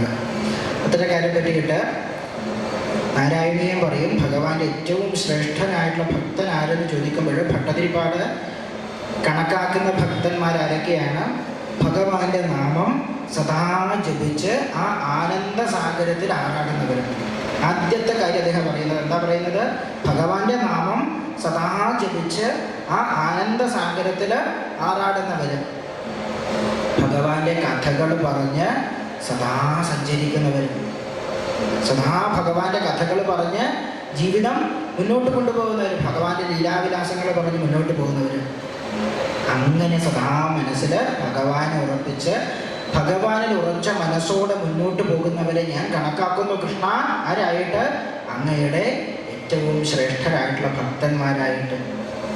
ഭട്ടതിരിപ്പാട് പറയുകയാണ്, അങ്ങനെയുള്ളവരാണ് ആര്, ജ്ഞാനികളും ഭഗവാന്റെ ശ്രേഷ്ഠരായിട്ടുള്ള ഭക്തന്മാർ. ഈ ഭക്തിയിൽ എന്തുണ്ട്, 3 ഗുണങ്ങളുണ്ട്. എല്ലാറ്റിലും 3 ഗുണങ്ങളുണ്ട്. അതുപോലെ ഭക്തിയിലും എന്തുണ്ട്, 3 ഗുണങ്ങളുണ്ട്. സാത്വികം, രാജസീകം, താമസീകം. സാത്വികമായിട്ടുള്ള ഗുണം എങ്ങനെയാണ്, അവർ തങ്ങൾക്ക് മാത്രമല്ല തങ്ങൾക്ക് ചുറ്റുമുള്ളവർക്കും ഉയർച്ച കൊടുക്കും. അങ്ങനെയുള്ളവർ. അതുകൊണ്ടാണ് വിശ്വാമിത്രൻ എന്നുള്ള പേരുകളൊക്കെ നമ്മൾ ശ്രദ്ധിച്ചിട്ടുണ്ടാവും. വിശ്വത്തിൻ്റെ മുഴുവൻ മിത്രമാണ്. മിത്രം കൂട്ടുകാരൻ എന്നുള്ള അർത്ഥത്തിലെടുക്കാം, അല്ലെങ്കിൽ സൂര്യൻ മിത്രൻ എന്നുള്ള അർത്ഥത്തിലെടുക്കാം. രണ്ടുമാണെങ്കിലും ഈ പ്രപഞ്ചത്തിന് മുഴുവൻ പ്രകാശം നൽകുന്നവരാണ്. അതുകൊണ്ടാണ് നമ്മുടെ പുരാണങ്ങളിലാണെങ്കിലും ഇതിഹാസങ്ങളിലാണെങ്കിലും ഒക്കെ ആശ്രമ പരിസരങ്ങളെ പറ്റി വർണ്ണിക്കുമ്പോൾ എല്ലാറ്റിനും ഒരു സമാന സ്വഭാവം ഉണ്ടാകും. ഈ ആശ്രമ പരിസരത്ത് എല്ലാ ഋതുക്കളിലുമുള്ള പൂക്കളുണ്ടാവും, കായ്കനികളുണ്ടാവും, ഒക്കെ ഉണ്ടാവും. എല്ലാ ജീവജാലങ്ങളും, അത് മാനാണെങ്കിലും മുയലാണെങ്കിലും സിംഹമാണെങ്കിലും കടുവയാണെങ്കിലും പന്നിയാണെങ്കിലും ഒക്കെ ഒരമ്മ പെറ്റ മക്കളെ മാതിരി സ്നേഹത്തോടെ സാഹോദര്യത്തോടെ കഴിയാണ്. ഇത് അതിൻ്റെ താല്പര്യം. അതാണ് സാത്വികമായിട്ടുള്ള ഭക്തി. ആ ഒരു ഭക്തിയിൽ ചലിക്കുന്നവരെ മാത്രമല്ല ആ പരിസരത്തുള്ളവരും എന്ത് ചെയ്യുകയാണത്, മാനസികമായിട്ട് ഉയർത്തുകയാണ്. ഇനി രാജസീകമായിട്ടുള്ള ഭക്തിയുണ്ട്. അതുകൊണ്ട് പ്രത്യേകിച്ച് ഗുണമില്ല, പ്രത്യേകിച്ച് ദോഷവുമില്ല. അവരെന്താ പറയുക, എനിക്ക് സുഖങ്ങൾ തരൂ ഭഗവാനെ, എൻ്റെ മക്കൾക്ക് സുഖങ്ങൾ തരൂ. അങ്ങനെ ഞാൻ എൻ്റേതെന്ന് മാത്രം പറയണവർ, ഞാനും എൻ്റെ വീട്ടുകാരും ഒരു തട്ടാനെന്ന് പറയണവർ, അങ്ങനെയുള്ളവർ. ഇനി താമസികമായിട്ടുള്ള ഭക്തിയുണ്ട്. അവരെന്താ ഭഗവാനോട് പറയാം, ഭഗവാനെ എനിക്ക് നല്ലതൊന്നും തന്നില്ലെങ്കിലും കുഴപ്പമില്ല, മറ്റുള്ളവർക്ക് നല്ലതൊന്നും കൊടുക്കാണ്ടിരുന്നാൽ മതി. അങ്ങനെയുള്ളവർ. നിങ്ങൾക്ക് ലോട്ടറി അടിച്ചു എന്ന് പറഞ്ഞാൽ അവർക്ക് സന്തോഷം ഉണ്ടാവില്ല. അതേ ടിക്കറ്റ് കളഞ്ഞു പോയി എന്ന് പറഞ്ഞാൽ ആ ദിവസം അമ്പലത്തിൽ വന്നിട്ട് ഒരു പാൽപ്പായസം കഴിപ്പിക്കും. അങ്ങനെയുള്ളവർ. ഇപ്പോൾ ഈ 3 ഭാവങ്ങളും നമ്മൾ ശ്രദ്ധിക്കുക. അതിന് ഏറ്റവും നല്ലൊരു ഉദാഹരണം ലഭിക്കുന്നത് 3 സഹോദരന്മാരാണ്. രാമായണത്തിലെ വളരെ ശ്രദ്ധേയരായിട്ടുള്ള 3 സഹോദരന്മാർ, രാവണൻ, കുംഭകർണൻ, വിഭീഷണൻ. ഈ 3 പേര്. വീണ്ടും കഥയിലേക്ക് തന്നെ പോവാം. ഈ 3 പേരും ബ്രഹ്മാവിനെ പ്രീതിപ്പെടുത്തുവാൻ വേണ്ടിയിട്ട് തപസ് ചെയ്യുകയാണ്. 3 പേരും 3 തരത്തിലാണ്. ഒരാൾ പഞ്ചാഗ്നി മധ്യത്തിൽ തപസ് ചെയ്തു, ഒരാൾ ഇന്ദ്രിയങ്ങളൊക്കെ നിയന്ത്രിച്ച് സാത്വികമായിട്ടുള്ള തപസ് ചെയ്തു, ഒരാൾ രാവണൻ 10 തലകളുണ്ട്. അപ്പോൾ രാവണൻ വിചാരിച്ചു ഓരോന്നായിട്ട് എന്ത് ചെയ്യാം, അഗ്നിയിലേക്ക് ഹോമിക്കാം. അങ്ങനെ ഓരോ തലയായിട്ട് എന്ത് ചെയ്തു? അഗ്നിയിൽ ഹോമിച്ചു. ഒന്നാമത്തത് ഹോമിക്കും, ചുറ്റും തിരിഞ്ഞു നോക്കും, ബ്രഹ്മാവ് വന്നിട്ടുണ്ടോ? ഇല്ല. രണ്ടാമത്തത് ഹോമിക്കും, ബ്രഹ്മദേവൻ വന്നിട്ടുണ്ടോ? ഇല്ല. മൂന്നാമത്തത് ഹോമിക്കും, ഇല്ല. അങ്ങനെ 9 തലകൾ ഹോമിച്ചു. ആര് വന്നില്ല? ബ്രഹ്മദേവൻ വന്നില്ല. അവസാനം 10ാമത്തെ തല ഹോമിക്കാൻ ഒരുങ്ങിയപ്പോൾ ബ്രഹ്മദേവൻ വന്നിട്ട് പറഞ്ഞു, ഞാൻ വന്നിട്ടുണ്ട്, നിന്നിൽ സംപ്രീതനായിട്ടുണ്ട്, എന്ത് വരമാണ് വേണ്ടത്? അപ്പോൾ രാവണൻ പറഞ്ഞ കാര്യം, എന്താ കാര്യം? അമരത്വം മതി ഭഗവാനെ, ഒന്നും വേണ്ട, മരണമില്ലാത്ത അവസ്ഥ തന്നാലും. അപ്പോൾ ബ്രഹ്മദേവൻ പറഞ്ഞു, ജനിച്ചാൽ എന്ത് ചെയ്യണം? മരിക്കണം. ജനിച്ചു പോയോ മരിക്കണം. അതുകൊണ്ട് എന്ത് ചെയ്യാൻ പറ്റില്ല? അമരത്വം തരാൻ പറ്റില്ല. ആ ഒരു സ്വാഭാവിക ഗതിയെ തടസ്സപ്പെടുത്താത്ത എന്ത് വരവും എന്ത് ചെയ്തോളൂ? ചോദിച്ചോളൂ. അങ്ങനെ രാവണന് ഒരുപാട് ജീവജാലങ്ങളുടെ പേര് പറഞ്ഞു. ദേവന്മാർ, അസുരന്മാർ, പന്നകങ്ങൾ, ഉരകങ്ങൾ, അങ്ങനെ ഒരുപാട് ജീവജാലങ്ങളുടെ പേര് പറഞ്ഞു. എന്നിട്ട് പറഞ്ഞു, ഇവരൊന്നും എന്നെ വധിക്കരുത് ഭഗവാനെ. ഭഗവാൻ പറഞ്ഞു, അങ്ങനെ ആവട്ടെ, തഥാസ്തു. പക്ഷേ മനുഷ്യരുടെ പേര് പറയുന്നില്ലേ? ഇപ്പോൾ രാവണൻ പറഞ്ഞു, ഞാൻ അവരെ ഗൗനിക്കുന്നു പോലുമില്ല. ആ നിസാര ജീവികളെ ആരാ ഗൗനിക്കുന്നത് എന്ന് പറഞ്ഞു. ആ രാവണനെ മനുഷ്യനായി പറഞ്ഞ ഭഗവാനിൽ നിന്ന് എന്ത് കിട്ടി? മരണം കിട്ടി. പോകുന്ന വഴിക്ക് ബ്രഹ്മദേവൻ സ്വന്തം നിലയ്ക്കൊരു വരം കൂടി കൊടുത്തു, ചോദിക്കാതെ കൊടുത്തു. 9 തലകൾ പോയിട്ടുണ്ട്, അതൊക്കെ തിരിച്ചു വരും. ഒരു തല പോയാൽ വീണ്ടും മുളച്ചു വരും. പൊതുവെ നമ്മൾ കേട്ടിട്ടുള്ളത് രാവണൻ്റെ അറിവിൻ്റെ സൂചനയാണെന്ന്, രാവണൻ്റെ 10 തലകൾ. പക്ഷെ അങ്ങനെ ഒരു രാവണ ഭക്തി ആർക്കില്ല? വാൽമീകി മുനിക്കില്ല. അദ്ദേഹം പറയുന്നു, രാവണൻ്റെ 10 ദോഷങ്ങളാണ് 10 തലകൾ. അപ്പോൾ മനസ്സിനെ അടക്കി തപസ് ചെയ്ത് ഭഗവാനെ പ്രത്യക്ഷപ്പെടുത്തിയപ്പോൾ ആ തപസ്സിൻ്റെ ഫലമായിട്ട് 9 ദോഷങ്ങൾ ഇല്ലാണ്ടായി. പക്ഷെ കയ്യിലിരിപ്പിൻ്റെ ഗുണം കൊണ്ട് എന്ത് കിട്ടി? 9 ദോഷങ്ങൾ തിരിച്ചു വരുന്നു മാത്രമല്ല, ഏതെങ്കിലും ഒരു ദോഷം പോയാൽ പുതിയൊരു ദോഷമായിട്ട് അത് വീണ്ടും വരും. ചുരുക്കി പറഞ്ഞാൽ, വരത്തിന് വേണ്ടി തപസ് ചെയ്ത ആൾക്ക് ശാപം കിട്ടി എന്നുള്ള അവസ്ഥയായി. അടുത്തത് കുംഭകർണൻ്റെ അടുത്ത് പോയി.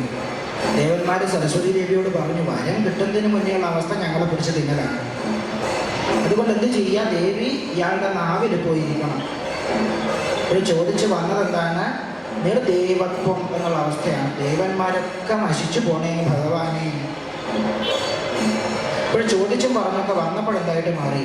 നിദ്രാവത്വമായി മാറി. ഉറക്കം തരണേ ഭഗവാനെ. അങ്ങനെ അയാൾ ഉറങ്ങിപ്പോയി. മൂന്നാമത്തെ ആളുടെ അടുത്തെത്തി വിഭീഷണൻ. അയാളോട് ചോദിച്ചു, നിനക്കെന്താ വേണ്ടത്? വിഭീഷണൻ പറഞ്ഞു, ഭഗവാന്റെ പാദാരവിന്ദങ്ങളിൽ ഇളക്കമില്ലാത്ത ഭക്തി തന്നാലും. ആ വിഭീഷണന് രാജ്യം കിട്ടി, സുഖങ്ങൾ കിട്ടി, ഐശ്വര്യങ്ങൾ കിട്ടി, ചിരഞ്ജീവിത്വം കിട്ടി. ഇപ്പോൾ 3 സഹോദരന്മാർ 3 തരത്തിലാണ് ജീവിക്കുന്നത്. ഈ വിഭീഷണൻ ഇവരുടെ ഒക്കെ ഇടയിലാണ് ജീവിക്കുന്നത്. അമ്മ ആരാണ്? കൈകസി. നല്ലതൊന്നും പറഞ്ഞു കൊടുക്കില്ല മക്കൾക്ക്. കൂടെയുള്ളത് ആരൊക്കെയാണ്? പ്രഹസ്തനെ പോലുള്ളവരാണ്. നല്ലത് പറയുന്നില്ല എന്ന് മാത്രമല്ല, നല്ലതൊന്നും ചിന്തിക്കുക പോലുമില്ല. അങ്ങനെയുള്ളവർ അവിടെ ജീവിച്ചിട്ട് പോലും വിഭീഷണൻ ആരായിട്ട് മാറി? ഭാഗവതോത്തമനായിട്ട് മാറി. ഇതാണ് നമ്മൾ പഠിക്കേണ്ടത്.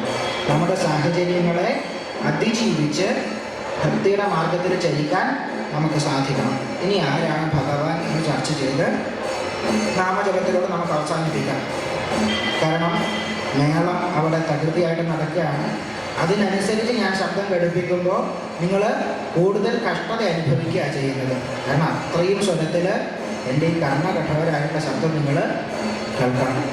അതുകൊണ്ട് നിങ്ങളെ കൂടുതൽ ബുദ്ധിമുട്ടിപ്പിക്കാതെ നമുക്ക് പെട്ടെന്ന് അവസാനിക്കും.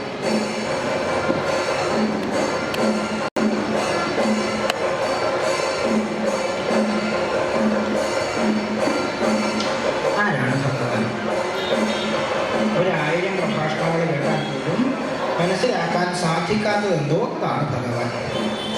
പക്ഷെ നമുക്ക് സ്വീകാര്യമായ രീതിയിൽ പറയുമ്പോൾ ആചാര്യന്മാർ പറയും, ഒരേ സമയം ഏറ്റവും ചെറുതായിട്ട് എന്തെങ്കിലും ഉണ്ടോ, അതേ സമയം തന്നെ ഏറ്റവും വലുതുമായിട്ട് എന്തെങ്കിലും ഉണ്ടോ, അതാണ് ഭഗവാൻ. ഒരേ സമയം ചെറുതാണ്, അതേ സമയം തന്നെ വലുതുമാണ്. ഈ പ്രപഞ്ചം മുഴുവൻ വ്യാപിച്ച് കിടക്കുകയാണ്. ആ ഭഗവാൻ എന്താണ്? സൂക്ഷ്മരൂപിയായിട്ട് നമ്മുടെ ഉള്ളിലുണ്ട്. ഭഗവാനെ കുറിച്ച് കുറച്ചുകൂടി വിശദമായ രീതിയിൽ പറയുമ്പോൾ കൈവല്യോപനിഷത്ത് പറയും, അചിന്യം അവ്യക്തം അനന്തരൂപം ശിവം പ്രശാന്തമൃതം ബ്രഹ്മയോനിം തമാദിമധ്യാന്ത വിഹീനമേകം വിഭും ചിദാനന്ദമരൂപമത്ഭുതം. ഭഗവാൻ എന്താണ്? അചിന്യനാണ്, നമ്മൾ ചിന്തിക്കുന്നതിനും അപ്പുറമാണ്, അവ്യക്തനാണ്, നമുക്ക് പെട്ടെന്ന് വ്യക്തവ്യനല്ല. അനന്തരൂപം. ഭഗവാൻ എന്താണ്? അനന്തനാണ്, എല്ലായിടത്തും ഉണ്ട്. അതുകൊണ്ടാണ് നമ്മൾ പറയും, എന്താ പറയുക, തൂണിലും തുരുമ്പിലും ആരിരിപ്പൂ എന്നാ പറയുക? ദൈവമിരിപ്പൂ. അതെവിടെ നിന്നാവുന്നത്? ഭാഗവതത്തിൽ നിന്നാണ്. ഭാഗവതത്തിൽ പ്രഹ്ലാദൻ്റെ കഥ നമുക്കറിയാം. ഗർഭാവസ്ഥയിൽ തന്നെ ഭഗവാന്റെ കഥകൾ കേട്ട്, ഭഗവാന്റെ നാമം കേട്ട് സദാ ഭഗവൻ നാമോച്ചാരണവുമായിട്ട് നടക്കുന്ന ഭഗവാന്റെ പരമഭക്തനാണ് പ്രഹ്ലാദൻ. ആദ്യം ഒറ്റയ്ക്കൊരു മൂലയ്ക്ക് മാറിയിരുന്ന് നാരായണ നാരായണ നാരായണ ജപിക്കലാണ്. ഒരു ദിവസം അസുരബാലന്മാരൊക്കെ വിളിച്ചിരുത്തിയിട്ട് പറഞ്ഞു, സ്വന്തം ആൾക്കാരാണെങ്കിലും തുറന്നു പറയട്ടെ, നിങ്ങൾ ചെയ്യുന്നതൊക്കെ അബദ്ധമാണ്. അതൊക്കെ നിർത്തിയിട്ട് എന്ത് ചെയ്യാം? ഭഗവാന്റെ നാമം പറഞ്ഞു തരാം, അത് ജപിക്കൂന്ന് പറഞ്ഞു. എന്നിട്ട് ഭഗവാന്റെ ദ്വാദശാക്ഷരി പറഞ്ഞു കൊടുത്തു. അതായത് ഓം നമോ ഭഗവതേ വാസുദേവായ, ഓം നമോ ഭഗവതേ വാസുദേവായ, ഓം നമോ ഭഗവതേ വാസുദേവായ. ഇതൊക്കെ കേട്ടോണ്ടാണ് ആര് മാറി നിൽക്കുന്നത്? ഹിരണ്യകശിപു. ആരാ ഹിരണ്യകശിപു? ഭഗവാന്റെ പ്രഖ്യാപിത ശത്രുക്കളിൽ ഏറ്റവും പ്രധാനപ്പെട്ട ആളാണ്. കയ്യിലൊരു വലിയ വാളൊക്കെ ഉണ്ട്. ഒരുപാട് ഉപായങ്ങൾ പരീക്ഷിച്ച് നോക്കി, മകനെ വധിക്കാൻ വരെ നോക്കി, അതുകൊണ്ട് കാര്യമില്ല എന്ന് മനസ്സിലായി. അവസാനം സ്നേഹത്തിൻ്റെ ഭാഷയിൽ പറഞ്ഞു, ഓനെ ആരുടെ ബലത്തിലാണ് നീ കണ്ട തോന്നിയവാസങ്ങളൊക്കെ ചെയ്യുന്നത്? നമ്മൾ പൊതുവെ പറയാതെ പിള്ള മനസ്സിൽ കള്ളമില്ല എന്നാണ്. അതുകൊണ്ട് ആ ഉണ്ണി പറഞ്ഞു, ഒരാളുടെ ബലത്തിൽ ഇതൊക്കെ ചെയ്യുന്നത്. അയാളുടെ പേര് നാരായണൻ എന്നാണ്. അപ്പോൾ ഹിരണ്യകശിപു പറഞ്ഞു, അങ്ങനെ ഒരാളില്ല, നിന്നെ ആരോ പറഞ്ഞു പറ്റിച്ചതാണ്. ആരായി പറഞ്ഞു പറ്റിച്ച ആള്? നാരദമുനി. നാരായണൻ ഇല്ല, അതുകൊണ്ട് നീ എന്ത് ചെയ്യാ? ഓം ഹിരണ്യായ നമഃ എന്ന് ഭജിക്കാൻ പറഞ്ഞു. പക്ഷെ കുട്ടി എന്ത് ചെയ്തു? അപ്പോഴും അഷ്ടാക്ഷരി തന്നെ ജപിച്ചു. അപ്പോഴാകെ ദേഷ്യം വന്നിട്ട് പിതാവ് ചോദിച്ചു, അങ്ങനെയാണെങ്കിൽ ഈ നാരായണൻ എവിടെയാണുള്ളത്? കുട്ടി പറഞ്ഞു, അദ്ദേഹം സർവവ്യാപിയാണ്, എല്ലായിടത്തുമുണ്ട്. ഈ നിമിഷം നമ്മൾ പറയുന്നതും ചെയ്യുന്നതും കേൾക്കുന്നതും ഒക്കെ ആരറിയുന്നുണ്ട്? സാക്ഷാൽ ആദിനാരായണൻ അറിയുന്നുണ്ട്, ഒക്കെ അറിയുന്നുണ്ടെന്ന് പറഞ്ഞു. അപ്പോഴാ ചോദ്യം, ആ തൂണിലുണ്ടോ അങ്ങീര്? ആ തൂണിലുണ്ടോ അങ്ങീര്? ഉണ്ണി മെല്ലെ തൂണിന് നേരെ തിരിഞ്ഞു നിന്നു. നാരായണൻ ഉണ്ടോ അറിയണമല്ലോ. മെല്ലെ തൂണ് നോക്കി. പിതാവിനെ സംബന്ധിച്ച് പിതാവ് നോക്കുമ്പോഴെന്താ കാണുന്നത്? ഒരു കൽത്തൂണ്, പ്രത്യേകതകളൊന്നുമില്ലാത്ത അതിസാധാരണമായിട്ടുള്ള ഒരു കൽത്തൂണ്. പക്ഷേ പ്രഹ്ലാദൻ നോക്കുമ്പോൾ തൂണ് കാണുന്നില്ല, മറിച്ചെന്താ കാണുന്നത്? അനന്തശായിയായിട്ടുള്ള ദുർവാദള ശ്യാമള കോമള സ്വരൂപനായിട്ടുള്ള സാക്ഷാൽ ഭഗവാനെ കണ്ടു. കണ്ടപ്പോഴും കുട്ടി ഉറച്ച സ്വരത്തിൽ പറഞ്ഞു, ദർശയതേ ദർശയതേ, ഞാൻ കാണുകയാണ്, അങ്ങോട്ട് നോക്കൂ, അത് തൂണൊന്നുമല്ല, സാക്ഷാൽ നാരായണൻ അത്രേ. പിതാവ് ആകെ ദേഷ്യത്തിലാണ്. കാരണം എന്താ? നാരായണൻ എവിടെയെന്ന് ചോദിച്ചപ്പോൾ പറഞ്ഞു എല്ലായിടത്തും ഉണ്ട്. തൂണിലുണ്ടോ നാരായണൻ എന്ന് ചോദിച്ചപ്പോൾ കൽത്തൂണ് നോക്കിയിട്ട് പറയും അതാണ് നാരായണൻ. ദേഷ്യം വന്ന് തൂണിന് ആഞ്ഞൊരുടി കൊടുത്തു, കനത്തിലൊരുടി കൊടുത്തു. എന്നിട്ട് കുട്ടിയുടെ നേരെ വാളും ഓങ്ങിയിട്ട് ചെല്ലുമ്പോൾ തൂണിൽ നിന്ന് ഒരു ഹുങ്കാരി ശബ്ദമാണ് കേൾക്കുന്നത്. ആരാ വരുന്നത്? സ്തംഭം വളർത്തുന്ന നാദവുമായിട്ട് ആര് വന്നു? നരസിംഹമൂർത്തി വന്നു. നമ്മൾ പഠിച്ചു, തൂണിൽ ഭഗവാനുണ്ട്, ദൈവത്തെ ഓർത്ത് ആരും എന്ത് ചെയ്യരുത്? തൂണിനിടിക്കരുത്. അങ്ങനെയാണോ? അല്ല, ഈശ്വരൻ സർവവ്യാപിയാണ്, എല്ലായിടത്തും. ആ ഈശ്വരൻ എന്താ പറയുന്നത്? ബ്രഹ്മസ്വരൂപിയായിട്ടുള്ള ഈശ്വരൻ, സ്വയംഭുവായിട്ടുള്ള ഈശ്വരൻ മംഗളകാരകനായിട്ട് നമ്മുടെ ഉള്ളിൽ വസിക്കുന്നു. ആ ഈശ്വരൻ നമ്മുടെ ഉള്ളിൽ വസിക്കുകയാണ്. അതുകൊണ്ടാണ് നാരായണീയത്തിൽ സാക്ഷാൽ ഭട്ടതിരിപ്പാട് ഭഗവാനൊരു പേര് വിളിച്ചത്. എന്താ പേര്? പവനപുരപതി. എന്താ വിളിച്ചത്? പവനപുരപതി. എന്താ അർത്ഥം? പവനപുരം സമം ഗുരുവായൂര്, ഗുരുവായൂരിൻ്റെ അധികം സമം ഗുരുവായൂരപ്പൻ. കാരണം ഗുരു പവനപുരം എന്നാ പറയാം. ഗുരുവും പവനനും ചേർന്നിട്ടാണ് അവിടെ ആ ഒരു ബിംബം കൊണ്ടുവരുന്നത്. അതുകൊണ്ട് എന്ത് പറയും? ഗുരു പവനപുരം. അതുകൊണ്ട് ഒരു പവനപുരപതി ആരാണ്? ഭഗവാൻ. അതുകൊണ്ട് മാത്രമല്ല അദ്ദേഹം വിളിച്ചത് പവനപുരപതി എന്ന് വിളിച്ചത്. കാരണം എന്താ? മറ്റൊരു പവനപുരം കൂടിയുണ്ട്. അതെന്താണ്? നമ്മുടെ ശരീരം. 9 ദ്വാരങ്ങളോടെ 7 മാരുതന്മാർ സഞ്ചരിക്കുന്ന ആവഹൻ, ഉദ്വഹൻ, വിവഹൻ, പരിവഹൻ, സംവഹൻ, പ്രവഹൻ, പരാവഹൻ എന്നിങ്ങനെ 7 മരുത്തുക്കൾ സഞ്ചരിക്കുന്ന നവദ്വാരങ്ങളോട് കൂടി പുരത്തിൻ്റെ പേരാന്ത്? പവനപുരം. അതുകൊണ്ടാണ് പുരുഷൻ എന്ന് പറഞ്ഞാൽ പുരത്തിൽ ശയിക്കുന്നവൻ പുരുഷൻ. അതെന്താണ്? ചൈതന്യമാണ്. നാമഭേദമന്യേ ആ ചൈതന്യമാണത് പുരുഷൻ. അതുകൊണ്ടാണ് എല്ലാവരും വിളിക്കും പുരുഷൻ. അർത്ഥം എന്താണ്? ആ ചൈതന്യമാണ്. അപ്പോൾ ഈ ശരീരത്തിൻ്റെ ചട്ടക്കൂടുകൾക്കപ്പുറത്ത് നമ്മുടെ എല്ലാവരുടെ ഉള്ളിലുള്ളത് ഒരു ചൈതന്യം അത്രയെന്നുള്ള ബോധമാണ്. ആ ബോധത്തിൽ അദ്ദേഹം വിളിച്ചു പവനപുരപതി. ആ ശരീരത്തിൻ്റെ അധിപതി ആരാണ്? ഭഗവാനാണ്. അതുകൊണ്ടാണ് നമ്മുടെ നാടൻ ഭാഷയിൽ നമ്മൾ പറയും, എന്താ പറയുക? ശിവം പോയാൽ അത് ശവമാകും. ശിവം പോയാൽ പിന്നെ പ്രത്യേകിച്ച് കാര്യമൊന്നുമില്ല. ആ ഒരു വർണ്ണന ഏറ്റവും മനോഹരമായിട്ട് കാണുന്നത് കർണാമൃതത്തിലാണ്. കർണാമൃതത്തിൽ വില്യമംഗലത്ത് സ്വാമിയാർ ഭഗവാന്റെ പാർത്ഥസാരഥി ഭാവം ഒറ്റ വാക്കിൽ അദ്ദേഹം ഉപമിച്ചു. എന്താ വാക്ക്? ധനഞ്ജയരഥാഭരണമഹോന. ഞാൻ നമിക്കുകയാണ്. ആരെയാ നമിക്കുന്നത്? ധനഞ്ജയന്റെ രഥത്തിൻ്റെ ആഭരണമായിട്ട് ആരാണോ യുദ്ധഭൂമിയിൽ വർത്തിച്ചത് ആ ഭഗവാനെ ഞാൻ നമിക്കുകയാണ്. അതുകൊണ്ടാണ് യുദ്ധമൊക്കെ കഴിഞ്ഞ് പാണ്ഡവ ശിബിരത്തിലേക്ക് രഥമായിട്ട് ഭഗവാൻ വന്നപ്പോൾ അർജുനനോട് പറഞ്ഞു, പെട്ടെന്ന് ഇറങ്ങിക്കോളൂ, പെട്ടെന്ന് ഇറങ്ങൂ. അർജുനൻ രഥത്തിൽ നിന്ന് പെട്ടെന്ന് ചാടി ഇറങ്ങി. തൊട്ടടുത്ത നിമിഷം എന്ത് ചെയ്തു? ഭഗവാനും ഇറങ്ങി. ഇനി എന്ത് ചെയ്തു? ആ നിമിഷം തന്നെ ധ്വജത്തിൽ നിന്ന് ആര് പോയി എന്നാണ് പറയുന്നത്? ഹനുമാൻ സ്വാമി പോയി എന്നാണ് പറയുന്നത്. കപിധ്വജൻ അതുകൊണ്ടാണ് വിളിക്കുക. ആരെയാ കപിധ്വജൻ എന്ന് വിളിക്കുക? അർജുനനെ കപിധ്വജൻ എന്ന് വിളിക്കും. എന്താ കാര്യം? ധ്വജത്തിൽ ഹനുമാൻ സ്വാമി അടയാളമായിട്ട് വർത്തിച്ചതുകൊണ്ട് വിളിക്കും കപിധ്വജൻ. പിന്നെ എന്ത് ചെയ്യാം? ആ രഥം നല്ല കൈ കൊണ്ട് വാരിയെടുക്കാം, ഭസ്മമായി മാറിയെന്ന്. എന്താ കാര്യം എന്ന് ചോദിച്ചപ്പോൾ ഭഗവാൻ പറഞ്ഞു, ഇത് മുന്നേ ഭസ്മമായതാണ്. ദ്രോണരുടെ, ഭീഷ്മരുടെ, കർണന്റെ ഒക്കെ ആയുധമേറ്റ് ഭസ്മമായി ഈ സാധനത്തെ ഈ നിമിഷം വരെ നിലനിർത്തിയത് ആരാണ്? ഞാനാണ്. ആ ഭഗവാൻ അവിടെ നിറങ്ങുമ്പോൾ എന്തായിട്ട് മാറും? ഭസ്മമായിട്ട് മാറും. അപ്പോൾ ഈ ജീവിതകാലം മുഴുവൻ ആ രഥത്തിൽ, ധനഞ്ജയൻ്റെ രഥത്തിൻ്റെ ആഭരണമായിട്ട് വർത്തിക്കുന്ന ഭഗവാനെ നിലനിർത്താൻ ഉള്ള മാർഗമാണത് നാമജപം. അതും കൂടി പറഞ്ഞ് നമുക്ക് നിർത്താം.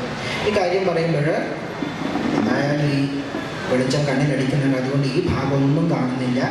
പക്ഷെ ഈ ഭാഗത്തേക്ക് നോക്കുമ്പോൾ കൃത്യമായിട്ട് കാണുന്നത് എല്ലാവരുടെയും മുഖത്തൊരു സംശയമാണ്. കാരണം എന്താ? തുടക്കം തൊട്ടേ പറയുകയാണ് നാമജപവും പറഞ്ഞ് നിർത്താം, ഇപ്പോഴും നിർത്താം, ഇപ്പോഴും അവസാനിപ്പിക്കാം, ഇതാണെങ്കിലോട്ട് നിർത്തുന്നുമില്ല.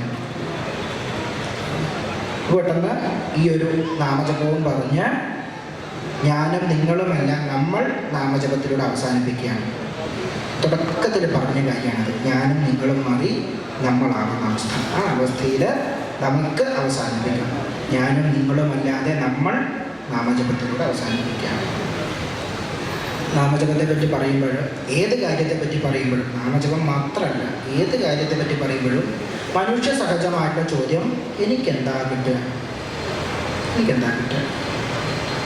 അപ്പോൾ നാമജപത്തിലൂടെ നമുക്ക് എന്താണ് കിട്ടുക എന്നുള്ളത് ആദ്യം പറയാം. അതും ഭാഗവതത്തിലെ ഒരു കഥയായിട്ട് പറഞ്ഞ് നമുക്ക് ഇതിൻ്റെ തത്വത്തിലേക്ക് പോകാം. ഏതാ കഥ? അജാമള മോക്ഷം, അജാമളോപാഖ്യാനം എന്ന് പറയും. ആരാണ് അജാമളൻ? ഒരു ബ്രാഹ്മണനായിരുന്നു. ഭഗവാന്റെ നാമം ജപിച്ച് ഭഗവാന്റെ കഥകൾ പാടി നടന്ന് അഗ്നിഹോത്രാദി കർമ്മങ്ങൾ ചെയ്ത് സാത്വികമായി ജീവിച്ച മനുഷ്യൻ ജീവിതത്തിൻ്റെ ഒരു ഘട്ടത്തിൽ വെച്ച് രത്നാകരൻ ചെയ്ത എല്ലാ പരിപാടികളും ചെയ്തു. വീട്ടുകാരെ പോറ്റാൻ വേണ്ടിയിട്ട് ഇക്കണ്ട പരിപാടികൾ, എല്ലാ ധാർമ്മികമായിട്ടുള്ള പരിപാടികളും ചെയ്തു. അദ്ദേഹത്തിന് ഒരുപാട് ഉണ്ണികളുണ്ട്. അവസാന കാലത്ത് ഭഗവാൻ കൊടുത്ത ഉണ്ണിയാണ് ആര്? നാരായണൻ. ആ ഉണ്ണിയെ വളരെ സ്നേഹത്തോടെ, വാത്സല്യത്തോടെ അദ്ദേഹം വിളിച്ചു നാരായണൻ. സദാ നാരായണൻ കൂടെ ഉണ്ടാകും. ഉണ്ണുമ്പോഴാണെങ്കിലും ഉറങ്ങുമ്പോഴാണെങ്കിലും ഒക്കെ നാരായണൻ കൂടെയുണ്ട്. ഉണ്ണുമ്പോഴെന്ത് ചെയ്യും? ഒരു പങ്ക് നാരായണന് വാങ്ങി കൊടുക്കും. ഉറങ്ങുമ്പോൾ സദാ നാരായണനെ കൂടെ കിടത്തിയിട്ടാണ് ഉറക്കുക. എപ്പോഴും നാരായണൻ കൂടെയുണ്ട്. സദാ നാവിൽ ഒരു നാമം മാത്രമാണുള്ളത്. ആരുടെയാണ്? നാരായണൻ്റെ നാമം. ഏതായി നാരായണൻ? ഈ ഉണ്ണിയാണ്. കാലം കുറേ കഴിഞ്ഞു. ഇദ്ദേഹം വാർദ്ധക്യ സഹജമായിട്ടുള്ള രോഗങ്ങളായിട്ട് കിടപ്പിലാകുകയാണ്. ആ സമയത്തും ആരെ കാണണം? നാരായണനെ കാണണം. മുറിയുടെ വാതിലുകളും എന്നെ തുറന്നു വെച്ചിട്ടുണ്ട്. ആ വാതിൽപ്പാളിയിലൂടെ നോക്കിയാൽ ആരെ കാണാം? സ്ഥിരം ബാല്യലീലകളിൽ ഏർപ്പെട്ട് കിടക്കുന്ന നാരായണനെ കാണാം. ഇങ്ങനെ അവസാന നിമിഷം എത്തിയപ്പോഴാര് വന്നു മുറിയിലേക്ക്? യമധർമ്മരാജൻ്റെ ദൂതന്മാർ, യമദൂതന്മാർ വന്നു. ഇവരെ കണ്ട് ഭയപ്പെട്ട് സ്നേഹത്തോടെയും ഭയത്തോടെയും ദുഃഖത്തോടെയും വാത്സല്യത്തോടെയും ഒക്കെ ചേർത്ത് ഒരൊറ്റ നാമമേ നാവിലുള്ളൂ. ആ നാമം ഉറക്കെ വിളിച്ചു. എന്താ നാമം? നാരായണ നാരായണ നാരായണ എന്ന് വിളിച്ചു. ആ വാതിൽപ്പാടുകൾ തുറന്നു വെച്ചിട്ടുണ്ട്. ആ വാതിൽപ്പാടുകളിലേക്ക് നോക്കി അപ്പുറം കളിച്ചുകൊണ്ടിരിക്കുന്ന നാരായണനെ വിളിക്കുകയാണ്. കളിക്കോപ്പ് കിട്ടി. അത് നാരായണൻ എന്താ? ജാനവൻ. കുട്ടി തിരിഞ്ഞു നോക്കിയില്ല. ആ കുട്ടി ആ ഭാഗത്തേക്ക് നോക്കിയില്ല. പക്ഷെ ആര് വിളി കേട്ടു എന്നാണ് പറയുന്നത്? സാക്ഷാൽ നാരായണൻ വിളി കേട്ടു. തൻ്റെ ദൂതന്മാരെ ആ മുറിയിലേക്ക് അയച്ചു. അപ്പോൾ ആ ദൂതന്മാര് യമദൂതന്മാരോട് വന്ന് പറഞ്ഞു, ഇയാൾ മരിക്കേണ്ട ആളല്ല, മരണത്തിനുള്ള സമയം ഇയാൾക്കായിട്ടില്ല, എല്ലാ പാപങ്ങളും ഇയാളുടെ ഇപ്പോഴും കഴുകി തീർന്നിരിക്കുകയാണ്, ഇയാൾ പരിശുദ്ധനായിരിക്കുകയാണ്.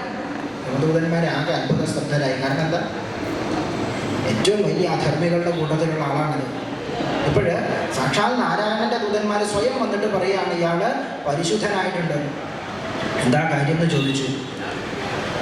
ഇപ്പോൾ ദൂതന്മാർ പറഞ്ഞു, ഇയാൾ അവസാന നിമിഷം സാക്ഷാൽ ആദിനാരായണന്റെ നാമം ഭക്തിയോടെ, സ്നേഹത്തോടെ, വാത്സല്യത്തോടെ, ഭയത്തോടെ എല്ലാ ഭാവങ്ങളും ചേർന്ന് മനസ്സർപ്പിച്ചു വിളിച്ചു.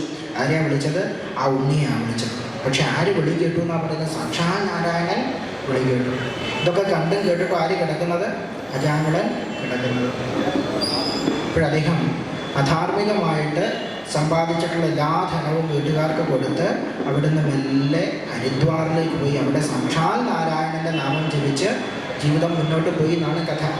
ഈ കഥ കേൾക്കുമ്പോൾ അവസാന നിമിഷം അജാമിളനെ മാതിരി നാമം ജപിക്കാം എന്ന് നമ്മൾ വിചാരിക്കേണ്ട. കാരണം അതുപോലൊരു സൗകര്യം നമുക്ക് കിട്ടണമെന്നില്ല.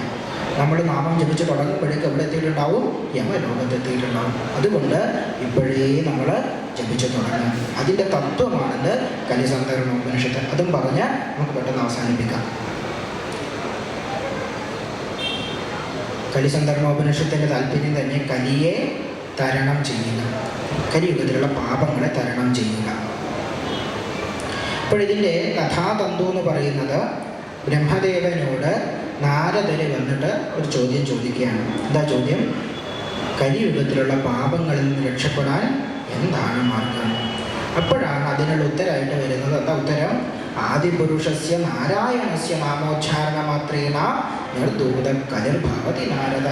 ഹേ നാരദ, എന്ത് ചെയ്താൽ മതി? ആദിപുരുഷനായിട്ടുള്ള നാരായണന്റെ നാമം ജപിച്ചാൽ, ആദിനാരായണന്റെ നാമം ജപിച്ചാൽ കലിയുഗത്തിലുള്ള പാപങ്ങൾ ഇല്ലാണ്ടാകും. അപ്പോഴാ ചോദ്യം, ഏത് നാമം? ആദിപുരുഷനായിട്ടുള്ള ഭഗവാന് അനന്തമായിട്ടുള്ള നാമമുണ്ട്. അതുകൊണ്ടാണ് അദ്ദേഹം എവിടെ കിടക്കുന്നു എന്നാണ് നമ്മൾ പറയാ. പാലാഴിയിൽ അനന്തൻ്റെ മുകളിൽ പള്ളി കൊള്ളുന്നു എന്നാണ് പറയുക. അനന്തൻ്റെ മുകളിലാണ് കിടക്കുന്നത്. അപ്പോൾ അനന്തത സദാ ഭഗവാന്റെ കൂടെയുണ്ട്. അനന്തമായിട്ടുള്ള നാമത്തോടെ, അനന്തമായിട്ടുള്ള ശ്രീയോടെ, അനന്തമായിട്ടുള്ള ഭാവത്തിൽ വിരാജിക്കുന്ന ആളാണ് ആര്? നാരായണൻ ഭഗവാൻ. ആ ഭഗവാന്റെ ഏത് നാമം? ഇപ്പോൾ ഏത് നാമവും ജപിക്കാം എന്നുള്ള അർത്ഥത്തിൽ ഒരു നാമം പറഞ്ഞു കൊടുത്തു. അതായത് ഹരേ രാമ രാമ രാമ ഹരേ ഹരേ, ഹരേ കൃഷ്ണ കൃഷ്ണ കൃഷ്ണ ഹരേ ഹരേ.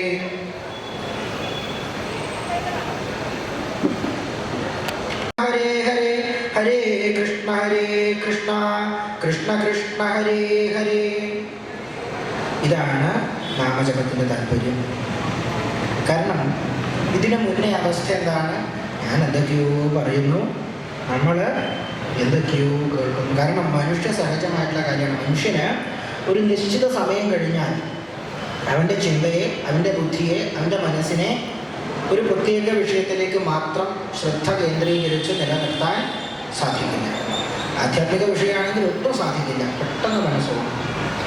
നമ്മൾ വല്ല വാച്ച് നോക്കി തുടങ്ങും. ഞാനും നോക്കിയായിരുന്നു. കാരണം സമയമാവുന്നുണ്ടോ എന്നറിയണം. ഫോൺ നോക്കി തുടങ്ങും. വിശക്കുന്നുണ്ടോ എന്ന് തോന്നും, ഉറക്കം വരുന്നുണ്ടോ എന്ന് തോന്നും, ആരെങ്കിലും വിളിക്കുന്നുണ്ടോ എന്ന് തോന്നും. അങ്ങനെ ഒരുപാട് തോന്നലുകൾ വരും. പക്ഷെ നാമം ജപിക്കുമ്പോഴെന്താ വ്യത്യാസം? ഞാനും നാമം ജപിക്കുകയാണ്, നിങ്ങളും നാമം ജപിക്കുകയാണ്. ഒരു സദസ്സും വേദിയും തമ്മിലുള്ള അന്തരം കുറഞ്ഞ് നമ്മൾ നാമം ജപിക്കുകയാണ്. ഇവിടെയാണ് നമ്മൾ ഏറ്റവും മധുരതരമായിട്ടുള്ള നാമജപം കേൾക്കുക.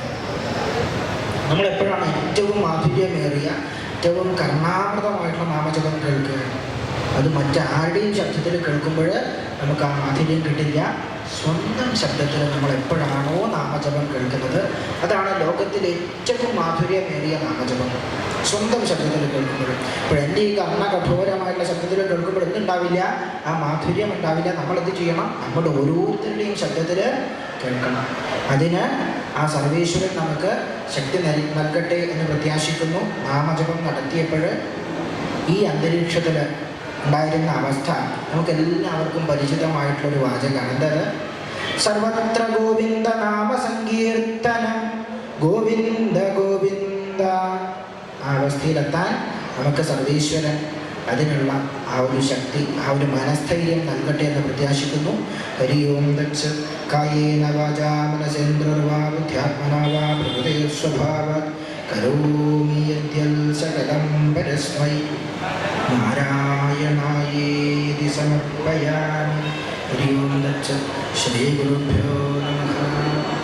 ആദ്യം തന്നെ ഇങ്ങനൊരു പ്രഭാഷണത്തിന് വേദിയൊരുക്കിയ ക്ഷേത്രത്തിൻ്റെ സംഘാടകർക്ക് ഹൃദയത്തിൻ്റെ ഭാഷയിൽ നന്ദി അറിയിക്കുന്നു. എല്ലാറ്റിനും ഉപരിയായി എൻ്റെ വാക്കുകൾ ചെവി കൊണ്ടും മനസ്സുകൊണ്ടും കേട്ടിരുന്ന, കസേരകൾ ഒഴിക്കാതെ കേട്ടിരുന്ന ഓരോ ഭക്തനും ഹൃദയത്തിൻ്റെ ഭാഷയിലുള്ള നന്ദി അറിയിക്കുന്നു.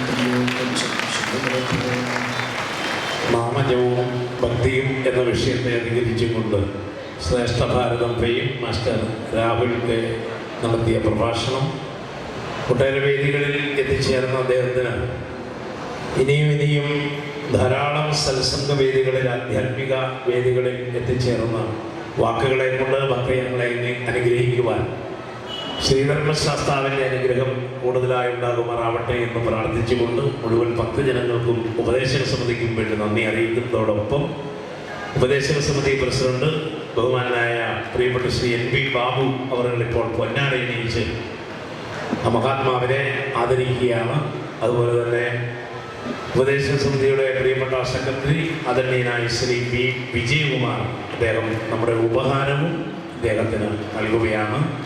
ധർമ്മശാസ്താവിൻ്റെ എല്ലാവിധ അനുഗ്രഹങ്ങൾക്കുമായി വീണ്ടും പ്രാർത്ഥിച്ചുകൊണ്ട് രാഹുലിന് പ്രത്യേകമായ നന്ദി ഈ അവസരത്തിൽ അറിയിക്കുകയാണ്.